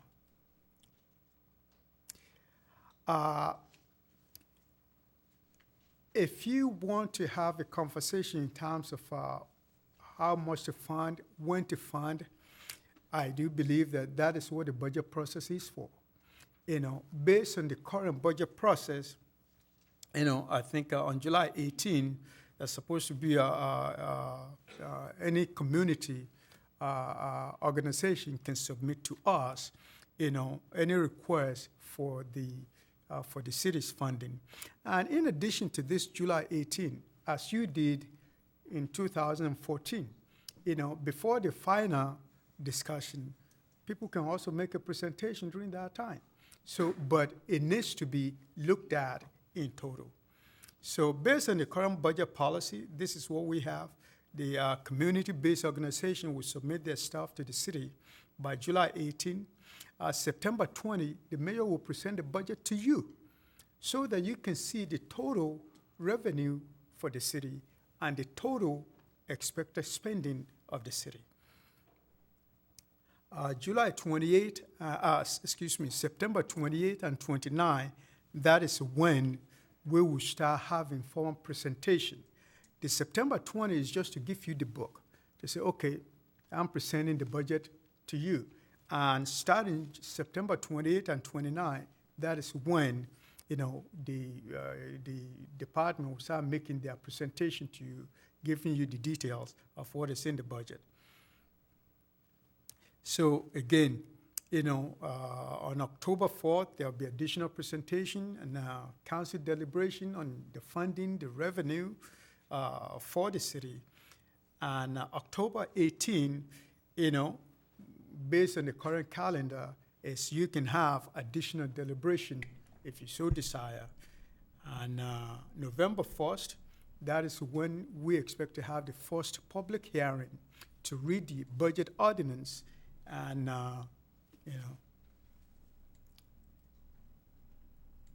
and November 15 is when we're supposed to have the second reading and possibly the enactment of that budget ordinance. But this is the budget process that you've accepted, that we are following this year to be able to determine, to evaluate the revenue and the spending of the city. Mayor's recommendation is that this item and all discussion regarding the city fund allocation should be placed during the normal biennial budget. Part of the rationale for this, if you don't see the total picture of the city's revenue and the total spending, you are opening a kind of worm to actually run the risk of over-appropriating the city's funding. So, and that is why we're recommending, that whatever you want to do, whatever evaluation for the Historical Society, for you to consider that during the budget process that you've approved. Now I'd be glad to answer any question. All right, thank you, Ade. Councilmember Maloney? Thank you. And I actually really appreciate this conversation, and I'm the one who asked to bring it up to FedRAC in order to try to get it to the council level to have the discussion. The intent was not to make any decisions and go outside of the budget process. The intent is simply to discuss the value to the city in a public forum, because we don't have the opportunity to do that on a regular basis. And so in order to talk about the value of the Historical Society to the city, because in my estimation, the society performs a very unique service to our community. They're the only organization we have in our city that preserves our history, and that is just a critical factor in my opinion. And you could, we do have contracts, it was brought up at FedRAC that we do have contracts with other entities that are long-term ongoing contracts that have been built into our budget. And so the argument that that this would be an outlier is not necessarily the case, but those other entities, there are additional entities that do the same thing that they do. And so here we're talking about a very unique organization. And so I think that I just wanted to have that discussion with the council, and I wanted to lay the groundwork on why I wanted to do that, because I understand there might be some concern, or I'm actually confused on what's going on with the lodging tax. I know what the new laws are, but how, as you mentioned, how the Historical Society might fit into that, whether they would really be given or granted the $10,000 or whatever it is. I didn't want to get to the point where the budget discussion was over and then we discovered that we couldn't fund them. So that's another reason for this conversation. Couple quick questions. Let's see. I heard recently, and I don't know if this is accurate or not, and it may not be relevant, but on the lodging tax, I heard, and I'm not suggesting we do this, but I wanted to ask. I heard that if the city owns an entity, then those lodging tax dollars could be used outside of the way that the current law is. So do you know if that's accurate? That if we do not follow the guideline for the lodging tax. Correct. Yes, there's some potential implication from the state, because it is a state law that says this is what you can spend the money for. Right. No, and maybe this is just maybe I'm going down the wrong path, but I just wanted to, I heard that if the city owns a piece of property or an entity or something like that, then the lodging tax dollars you don't have to adhere the same rules to the lodging tax dollars. Is that inaccurate? Okay, I'm not going to go down that path. Okay, that's fine. I'm not aware of that. Thank you. The next question is, would the repair work at the annex have been done regardless of the Historical Society being in there? Because we own the property, would we have, I know not necessarily all of it, but a good majority of it, like fixing up the whatever it was that was, all those things, the electrical and all of that stuff.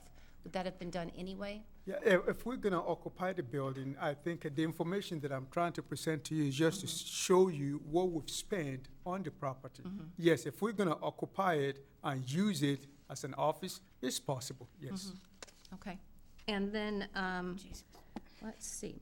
Oh, the last thing I wanted to say was simply that another reason I thought it might be a good idea to do a long-term contract was that it actually saves the city time and staff time and money in order to have it, negotiated, set in stone, and then it's just an ongoing reporting relationship rather than the city having to go through the process every year. And I think there's a lot of value in that as well.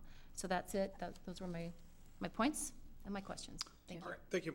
Jim? Councilmember Honda. Oh, and then Councilmember Duclos. Thank you very much. May I? Okay, thank you. In the $90,624 that you have in the 8-year total, does that include the $30,000 that the society put in themselves? I wasn't sure when you were talking about it. I don't think so. Sorry.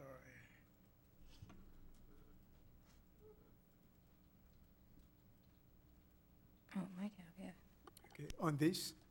Then the total, you have an 8-year total of $90,624. Does the $30,000 at the Historical Society, Right. is that included in the $90,000? No, it's not. Okay.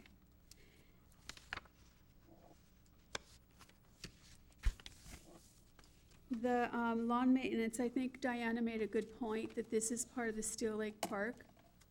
And if we're going to, I understand that we need to figure out where all of our money is going here at the city.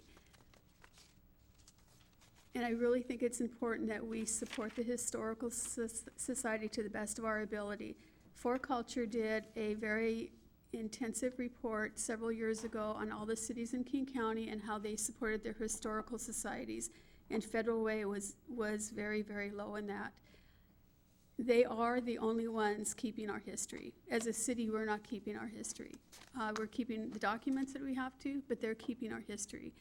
And we do have a really rich history here in Federal Way, and a lot of people don't get that because they don't see it. We don't have a historical area of town.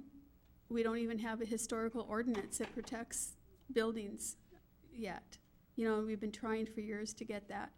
So I'm glad we're having this discussion. I want the public to know that we as a city and a council and a mayor are talking about this because it's important to all of us. And if we don't have these kind of discussions, sometimes in the public like this, at a meeting that our citizens don't know that we're working on this kind of stuff. So during the budget process, I'm glad that we will be taking this up and we will be discussing what we can do for the Historical Society. Thank you. Councilmember Duclos? Yeah, this did come up in Federac, and as an undergraduate, I was a history major, and I recognize the importance of keeping our history, because if we don't, we do repeat it and make the same mistakes. And I also read the history that the Historical Society put out on Federal Way, and I learned an awful lot of information that I didn't know about our city. I think it's very important that we look at this issue. I'm glad to see that we will now put it on the budget for discussion. And that's really what I wanted to come out of Federal Way, is so that we could really look at the budget and see what we could do. I think it's a little bit different than the human services, and I'm a human service person, so, but who else keeps our history? We keep the records of what we did here, what we passed and what we didn't pass, but we didn't know who went out there and cut the logs that originally started the city, who made the roads, who did this, who did that. I found so much information that I didn't know about the city reading that book that it was just wonderful. And I think it is important for us to honor our history and to keep it sacred, and we have a group that's doing it. I think we need to look at how we can make that a permanent group that continues on after some of these dedicated people decide they can no longer do that. So I'm glad that we're making this a part of the budget discussion. I really am. Thank you, Ade, for listening to us, and thank the council for discussion. I look forward to talking more about this. Right. It was Jerry Knudsen with the Historical Society that connected us and connected me with the Brook Lake Community Center, and which is the how we got that picture there and how we got the property.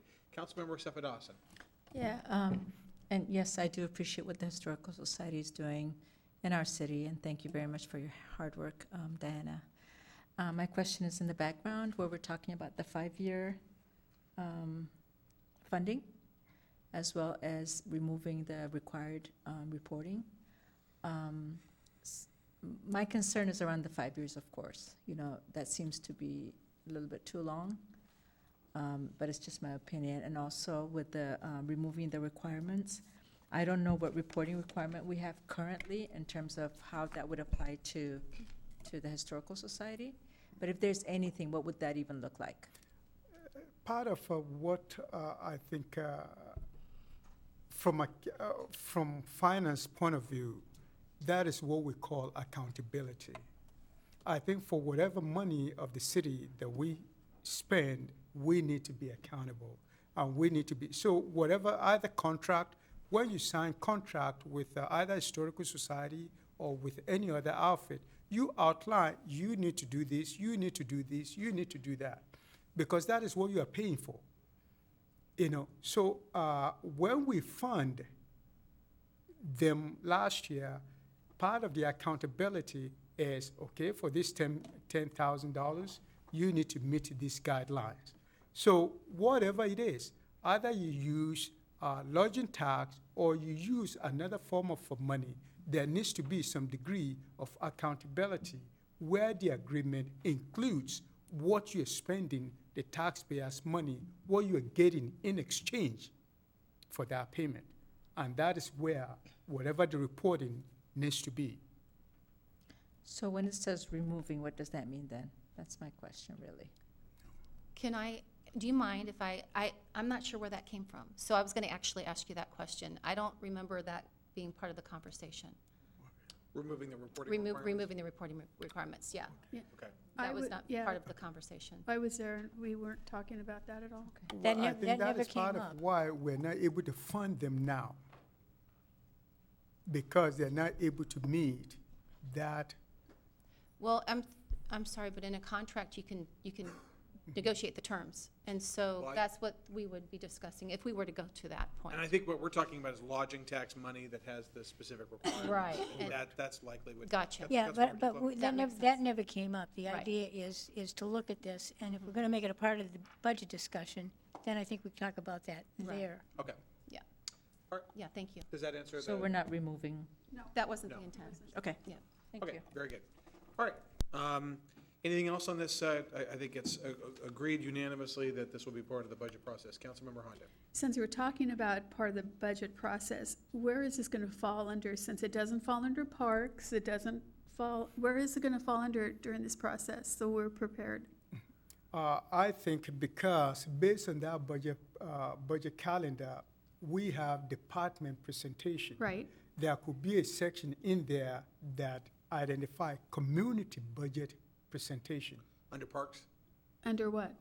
Yeah, it will just stand by itself. So community programs, so all the people that are doing community programs can have that slot to make the presentation to you. So then we would need to let the community programs and the people Let plenty them of know. time so that they have plenty of time to get ready, because we already have the budget meetings scheduled. So I guess we'd have to decide where that would be and let them know as soon as. Yes, it would be the presentation.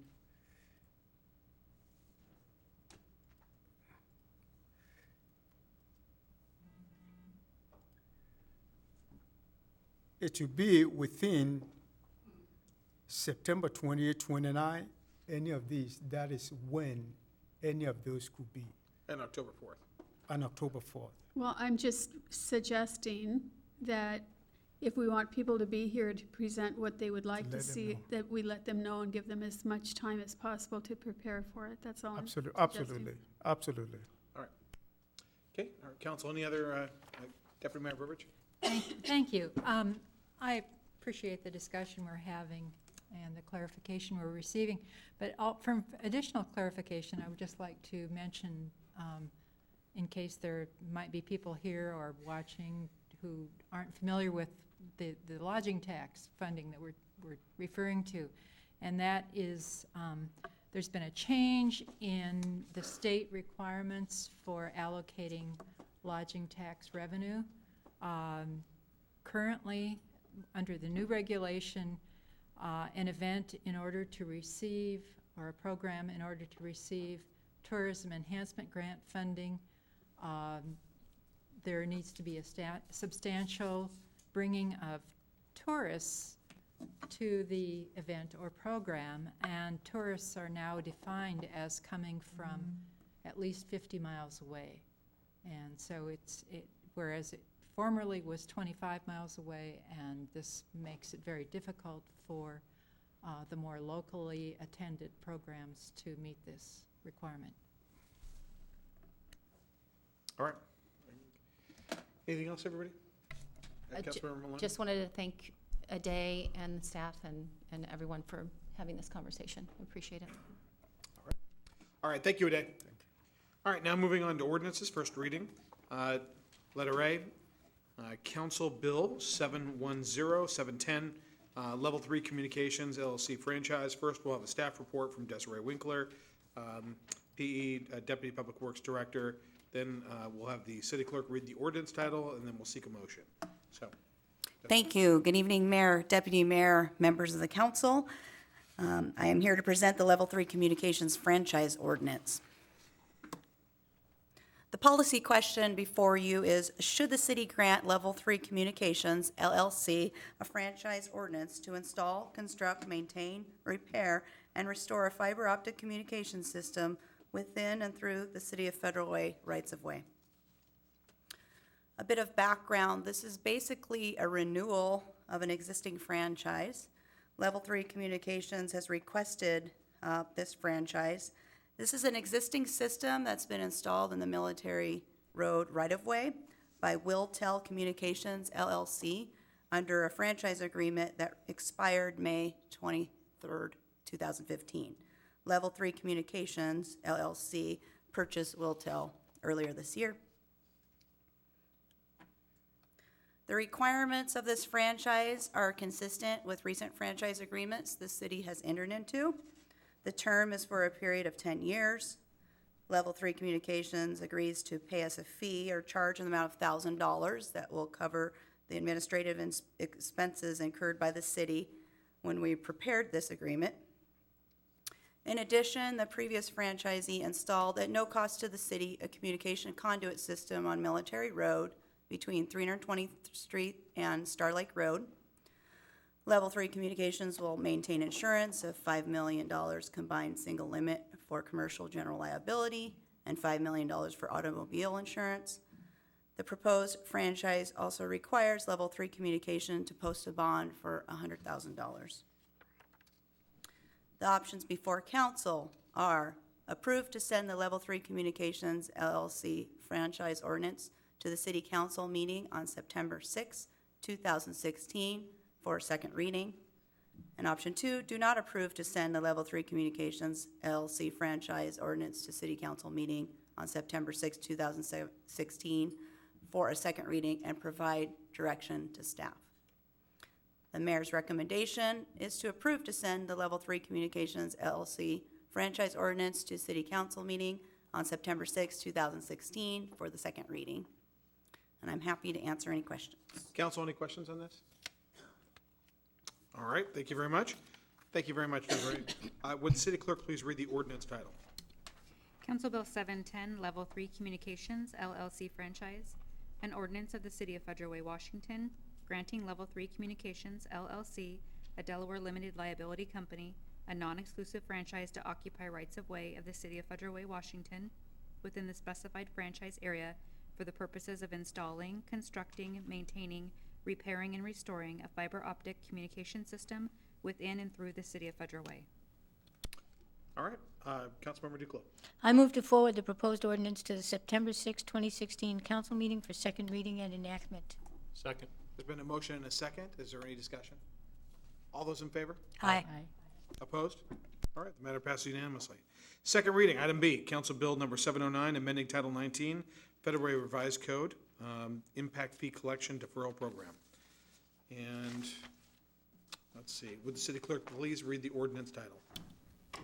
Council Bill 709, amending Title 19, Federal Way Revised Code, Impact Fee Collection Deferral Program, an ordinance of the City of Federal Way, Washington, relating to an impact fee payment deferral program, amending Federal Way Revised Code 19.91.060, 19.95.050, 19.100.060, and 19.100.070, repealing Federal Way Revised Code 19.91.065, and adding new sections to Chapter 19.91, 19.95, and 19.100 Federal Way Revised Code. All right, Councilmember Maloney. Thank you.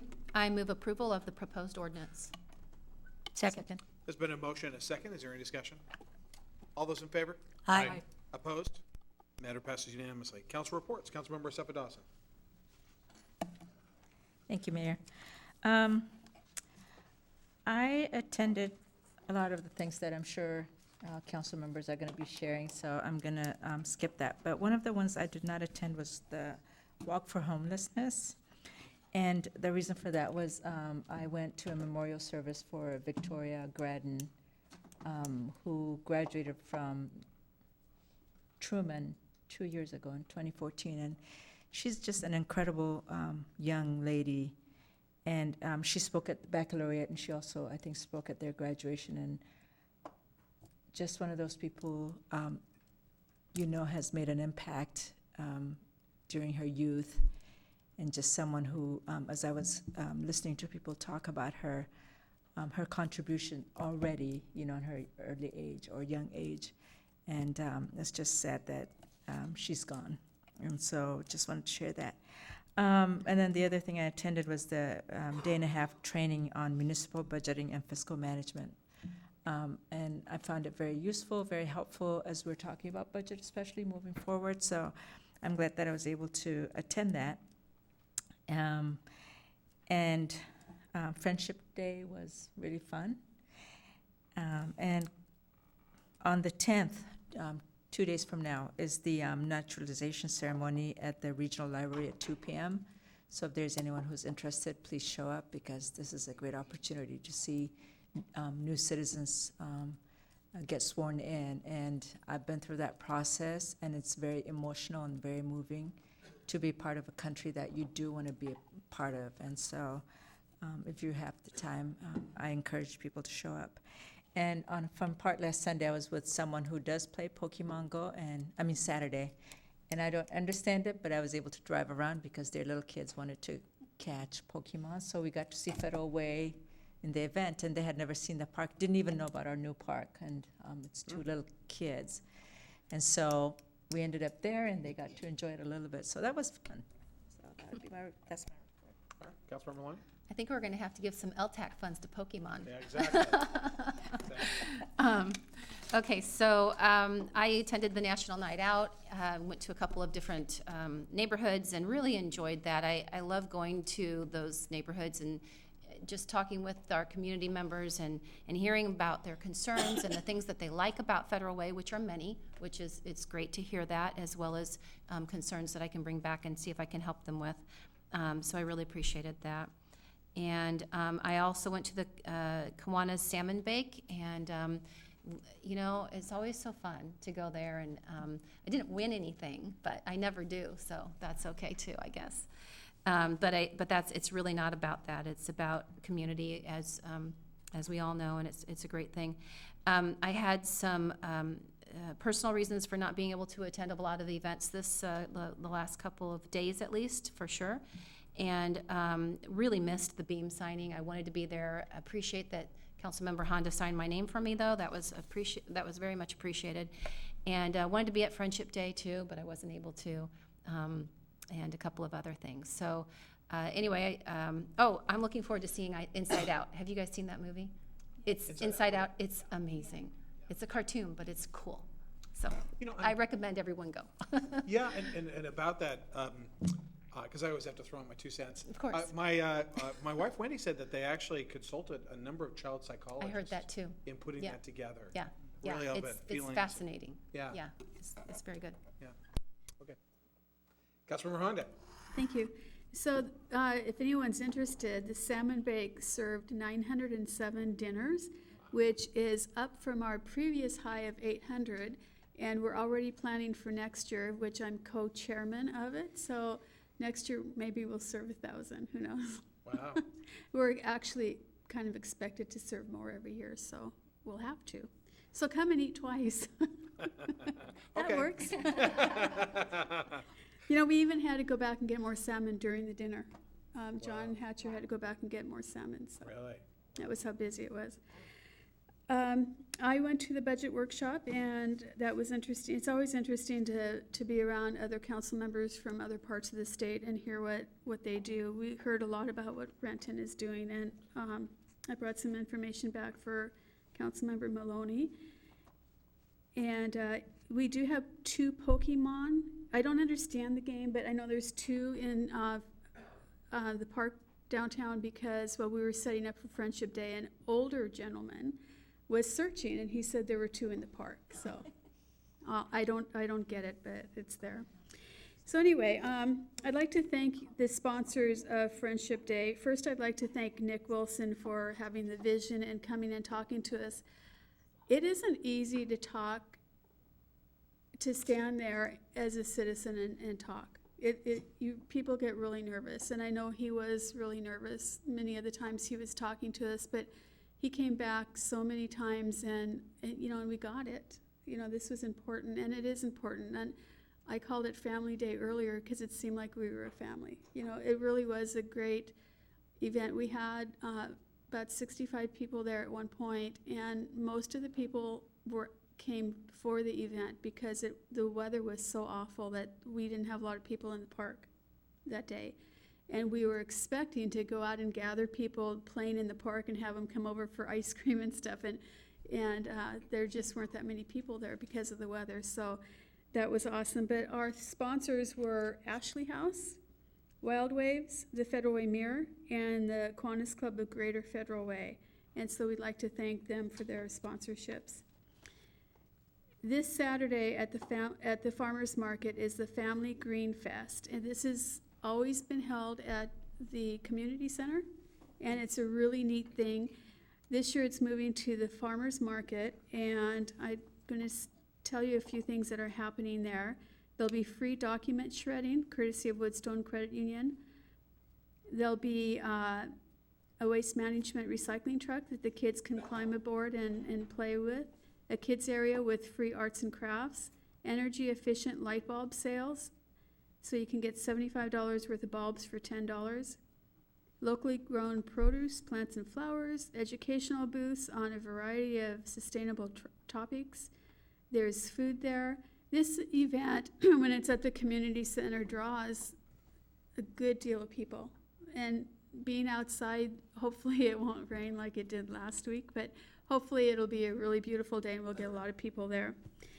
The other event is that this week is National Farmers Market Week, August 7th to the 13th. And farmers markets, Seattle has a lot of farmers markets. In fact, King County has a lot of farmers markets. And being on the King County Board of Health, we've been talking to farmers markets for the last 18 months because we were adjusting their fees over those last 18 months. And this is the National Farmers Market Week. There's a proclamation, which I will not read, but farmers markets support healthy communities.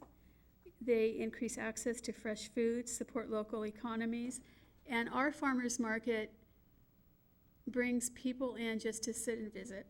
You know, it's like that third place where you can go and meet people. And we run from May to the end of October, which is a little bit long, and October is a little bit rainy and cold. But once it's over, it's kind of sad because we don't have that Saturday meeting place. So support our farmers markets. It's every Saturday from 9 to 3, and thanks very much. Good food, good flowers, good company. Yeah. Councilmember Copang.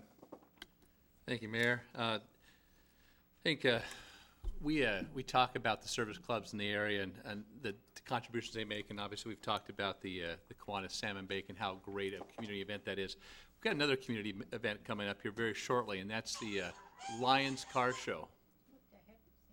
The Lions Car Show. I think that was for dramatic effect, wasn't it? Thank Exactly. you. Thank Car you. show. That's what a car does when it And doesn't sound definitely looking forward to getting out. That is for those of you that have not attended, we got some great cars in the area, and people come from all over to be at that show. It's a lot of fun. Some joker decided that I needed to sponsor the Best Headlights competition, so look forward to sponsoring that again this year. But beyond that, I think, again, it's a great community event. It'll be at the, I think it's, what is it, 27th, and it's going to be at the Federal Way Farmers Market site. The farmers market is generous enough to vacate a portion of the parking lot to allow the car show to take place. So it's a great partnership, and again, the farmers market's a great partner in our community and do a lot of great things. Also want to just mention briefly my appreciation to both Sherry Edwards and to Susan Honda for all the effort that you put into the Friendship Day. I think that does not go without saying just how important getting something started that can be important in defining our community. And while I had commitments that didn't allow me to stay there as long as I wanted to, I was very impressed with the organization, but also I think with the thoughtfulness that Nick and Skylar demonstrated in the different things that they brought to the table as well. I think this is something that could be an event that defines Federal Way going forward. I think we are a friendly community, and we're certainly a diverse community, and holding it in the park, our new Town Square Park was really a great touch as well. Speaking about that park, I just wanted to say how impressed I am with its use. I think I've been over there a number of times now just to kind of check in and see how things are. And I was telling the mayor, I think the first week we probably there was more people using that park than had used the previous version of the park in its entirety, with the exception of special events. Every night I go over there or drive by, I'm seeing kids in the spray park, on the zip cruiser, climbing the domes. Just really, I think it's just a great addition. And then to be able to walk that 5th mile and enjoy the green grass. And I know those trees are going to keep growing. So I think that we really have a centerpiece for our city there, and I'm just really pleased that's there. Finally, I want to just give a quick shout out to my wife. I got to celebrate with her our 30th anniversary. Wow. Who knew we were going to get that far? But Congratulations. so anyway, that concludes my report. She deserves a round of applause. Yes, she does. I attended the night out at Lake Jean, And State Representative Linda Kutchmer was there while I was there also, and we talked to the people, and they took us down to the lake and showed it. I'm very much aware of that type of toxic. It's not toxic, but it is a very harmful algae. Because I have a place in Ocean Shores on Duck Lake, and they had it there. And they tried everything, including carp, which now are about this big and almost knocked me out of my kayak last weekend. But anyway, it can only go away by using the poison to kill it, which doesn't harm the fish and doesn't harm anything else. They've tried a lot of things. They even have air filters in there pumping stuff around it, but that doesn't do it. It needs the poison.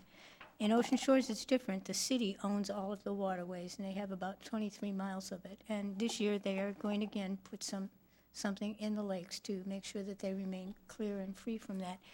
And that stuff can be transmitted from lake to lake simply by if you go kayaking or take a canoe or a boat and you take it out and you rinse it off, but you don't make sure you've got everything off the bottom of it and you put it in another lake, you have now infected that waterway. So, and when it gets in, it grows like crazy. And the carp, they break off pieces of it while they're eating it, so they're growing more while they're eating it, and then the carp are getting big too. So it's a real problem. I did talk to them a little bit about, they have an attorney, and about trying to get Twin Lakes and them into a mediation session. Because if I know I had to do this once at the Multi-Service Center over a case, and we went to mediation, and you don't completely win and you don't completely lose, and you both walk out feeling you gained something, but you didn't get everything you wanted. And so I hope that they will consider that. And Representative Kutchmer was going to see if there was anything else that she could do to support that, or see what she could do down in the legislature. But I really hope that they try some mediation. I will be attending also the naturalization ceremony. It's very personal for me because my grandparents came from Italy across the Atlantic Ocean with their infant son, who was my father. So technically, I'm a first-generation American citizen. My grandfather loved this country. It was so dear to him. He spoke broken English, but every time my grandmother, which is unfortunate, tried to speak Italian to me, he'd tell her to stop that, to speak English, which I'm sorry for, because I could have had two languages going on at that time. But he dearly, dearly loved this country, and I dearly, dearly loved my grandfather, and we used to get into a lot of trouble together. So, and so that's it. Thank you, folks. Thank you, Denny. Deputy Mayor. Thank you. Tomorrow is the monthly meeting of the Lodging Tax Advisory Committee at 8 o'clock, and we'll have, among items on the agenda, are a review of some of the tourism activities taking place recently, the Pepsi Northwest Women's Golf Open, Powell's Woods Storytelling, and also the Federal Way Nights Tournament. Those are examples of some of the events that we have been able to fund with lodging tax that the city receives. I also attended the AWC, the Association of Washington Cities Municipal Budgeting and Fiscal Management Workshop.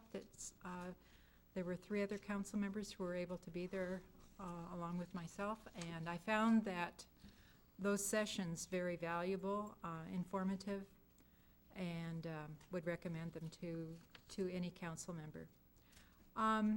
I also attended the National Night Out and was able to visit 3 different locations, and was very impressed with the participation by our residents and the wonderful spirit that they showed, and it was just a good opportunity to share ideas with people, and also to see our police officers who attended, and also some of the firefighters. It was a good opportunity for interaction. The Federal Way Symphony has its 2nd summer chamber concert coming up Saturday, August 20th. And these chamber concerts are being held at the Knudsen Family Theater at Dumas Bay Center. This one, again, is on the 20th, Saturday at 6:30 p.m. at the Knudsen Theater. And I was able to attend the first one in July, at the end of July. It was very well attended and enjoyed by the audience.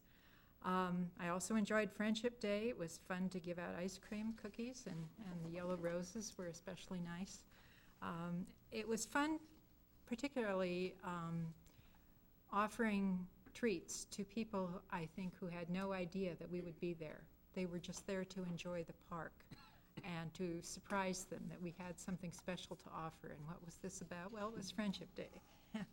It was quite touching. And I'd also like to express personal appreciation of the Salmon Bake. That's always a terrific event, but there was something about it this year that just showcased the great spirit of our city. There was just a lot of warmth, and in addition to the terrific salmon that was shared. Thank you. All right, great meeting, everyone. With this, we are adjourned.